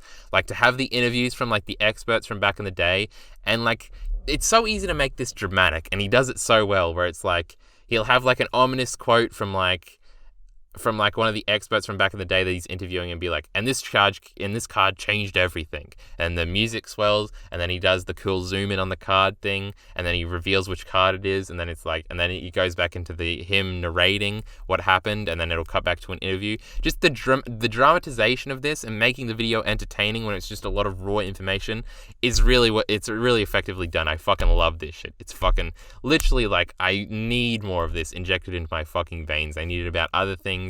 I need it about everything. I cannot recommend this shit enough. It doesn't have that many views because it's on his second channel. I think he's trying to hide it, so this might be not what he wants. I don't know. Digest gets 200 views, and plus this is at the end, so most of you have already clicked off. The ones that are still here, welcome. We're nearly done. Don't worry. But go and watch it. I want this to be like the biggest video on his channel, so not only does it, what do you call it when you optimize, epitomize, incentivizes him to make more quickly, and I want it to incentivize a million different copycats that are maybe less effective about a bunch of different shit. Also, if there videos like this already exist, these documentary type things about metas of certain games, I want them sent to me. I want to watch them maybe about the Pokemon or maybe even about Yu-Gi-Oh! These things already exist. I want them all sent to me. If you have versions of that, if you're listening to my voice right now and you're like, I got exactly what you need, Mr. Entertainment, you better fucking send that my way. Quality Kino fucking shit. I love it. I want more. Cannot recommend it enough. That's all we've got to say there. Sweet shit. I love it a lot. Now we're moving on to the final part. The second catch-up creator here. We're doing Joseph Montecillo again. Is the big wrestling boy we all love. Last month we talked about Walking the King's Road. Sadly, no Walking the King's Road this month. I think he announced on Twitter that there wouldn't be any more this year. Big sad. I think he's working on a big year-end list that'll probably come out in December here, so that'll be fun to talk about next month on Digest. Oh my god. Next month on Digest, when we talk about it and upload it, it's going to be 2021. No time to have an existential crisis. We've got work to do. I was planning on catching up on more of his content. I only watched one of his videos this month, and it was a video from September 1990, the year's best in wrestling, Joseph Montecillo, September the 22nd, 2020.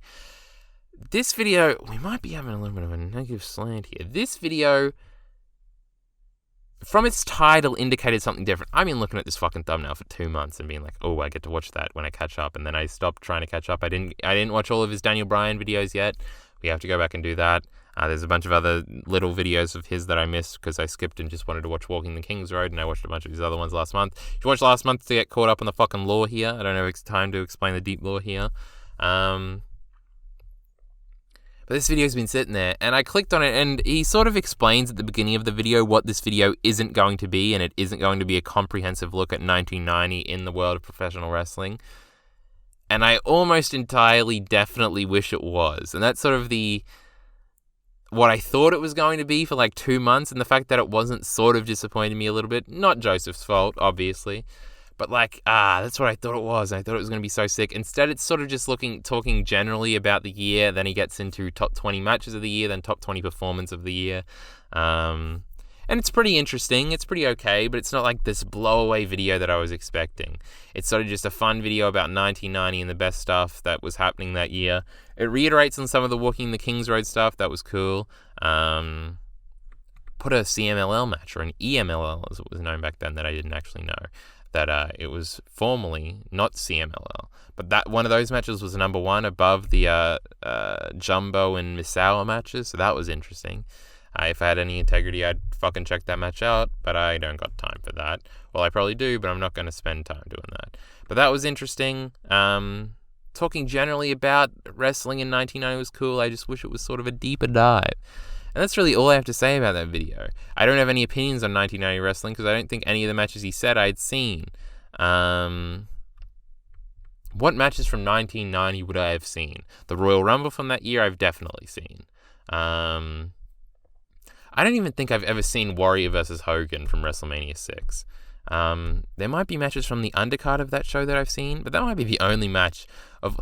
I did watch one WCW pay-per-view that I think was from 1990 on the network 5 years ago randomly. It was one of the ones where they do the Battle Royal. Is it the 2-ring Battle Royal? It's not World War III, but I remember because the Dangerous Alliance was on... I think that might be 91, because Steve Austin is in the Dangerous Alliance. It's fun. Paulie's there. It's a weird, whoa.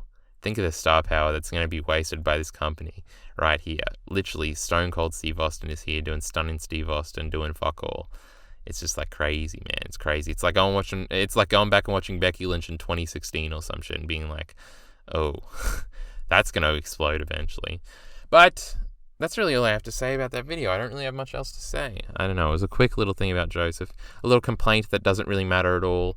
I just want to point out that I did watch one of his videos, and it was this video, and it was okay. Wasn't exactly what I was expecting. Not his fault. This was his most recent, big video essay thing. Other than that, it's just been the monthly match reviews, and I do like those videos. I think that one, the one for November, is coming out soon. I'll be sure to check that out. I did watch all of those this month too, but I didn't. They don't really fit the digest format. But that's all we have to do from Joseph Montecillo, and that's all we have for fucking digest. There's no musical edit this month, and I think we're just about fucking done here. Holy shit. I think it's been pretty short. I think digest is only 3 hours this month. I think it was only about that long last month, but I like the quicker format we've got going on here. It's sweet. I'll be back next month, I think. I don't think we're cancelling digest anytime soon, though. The amount of work this is for the very little output. I think I made 49 cents on last month's digest, which was funny when I saw it. But that's really it. I don't think we're cancelling it anytime soon, so we should be back next month. Now I can go and watch some other fucking videos, because I always ban myself from watching the new videos that have come out this month already until I've recorded and uploaded digest, and that's going to happen soon, probably tomorrow.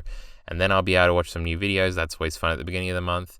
And we can get stuck into actually making scripted videos. To reiterate, There Are No Badass Women in Black Lagoon should be coming out soon. Then Core Themes and Changing Context in Attack on Titan. Then maybe a video kind of like digest about video titles. Analysis videos are getting lazy with their titles. That all should be coming out in the future here. Getting back on the Berserk train, hopefully. Doing a lot of scripted stuff. I'm itching to do that stuff. Maybe top 10 favorite characters of all time might be coming out. But that's all the preview shit you got to look forward to. Also look forward to digest. Maybe there's some people that just watch me for digest. That would be interesting. But with that all being said, we're done here. We've exhausted our time. It's finally over. Support links in the description below. Thanks.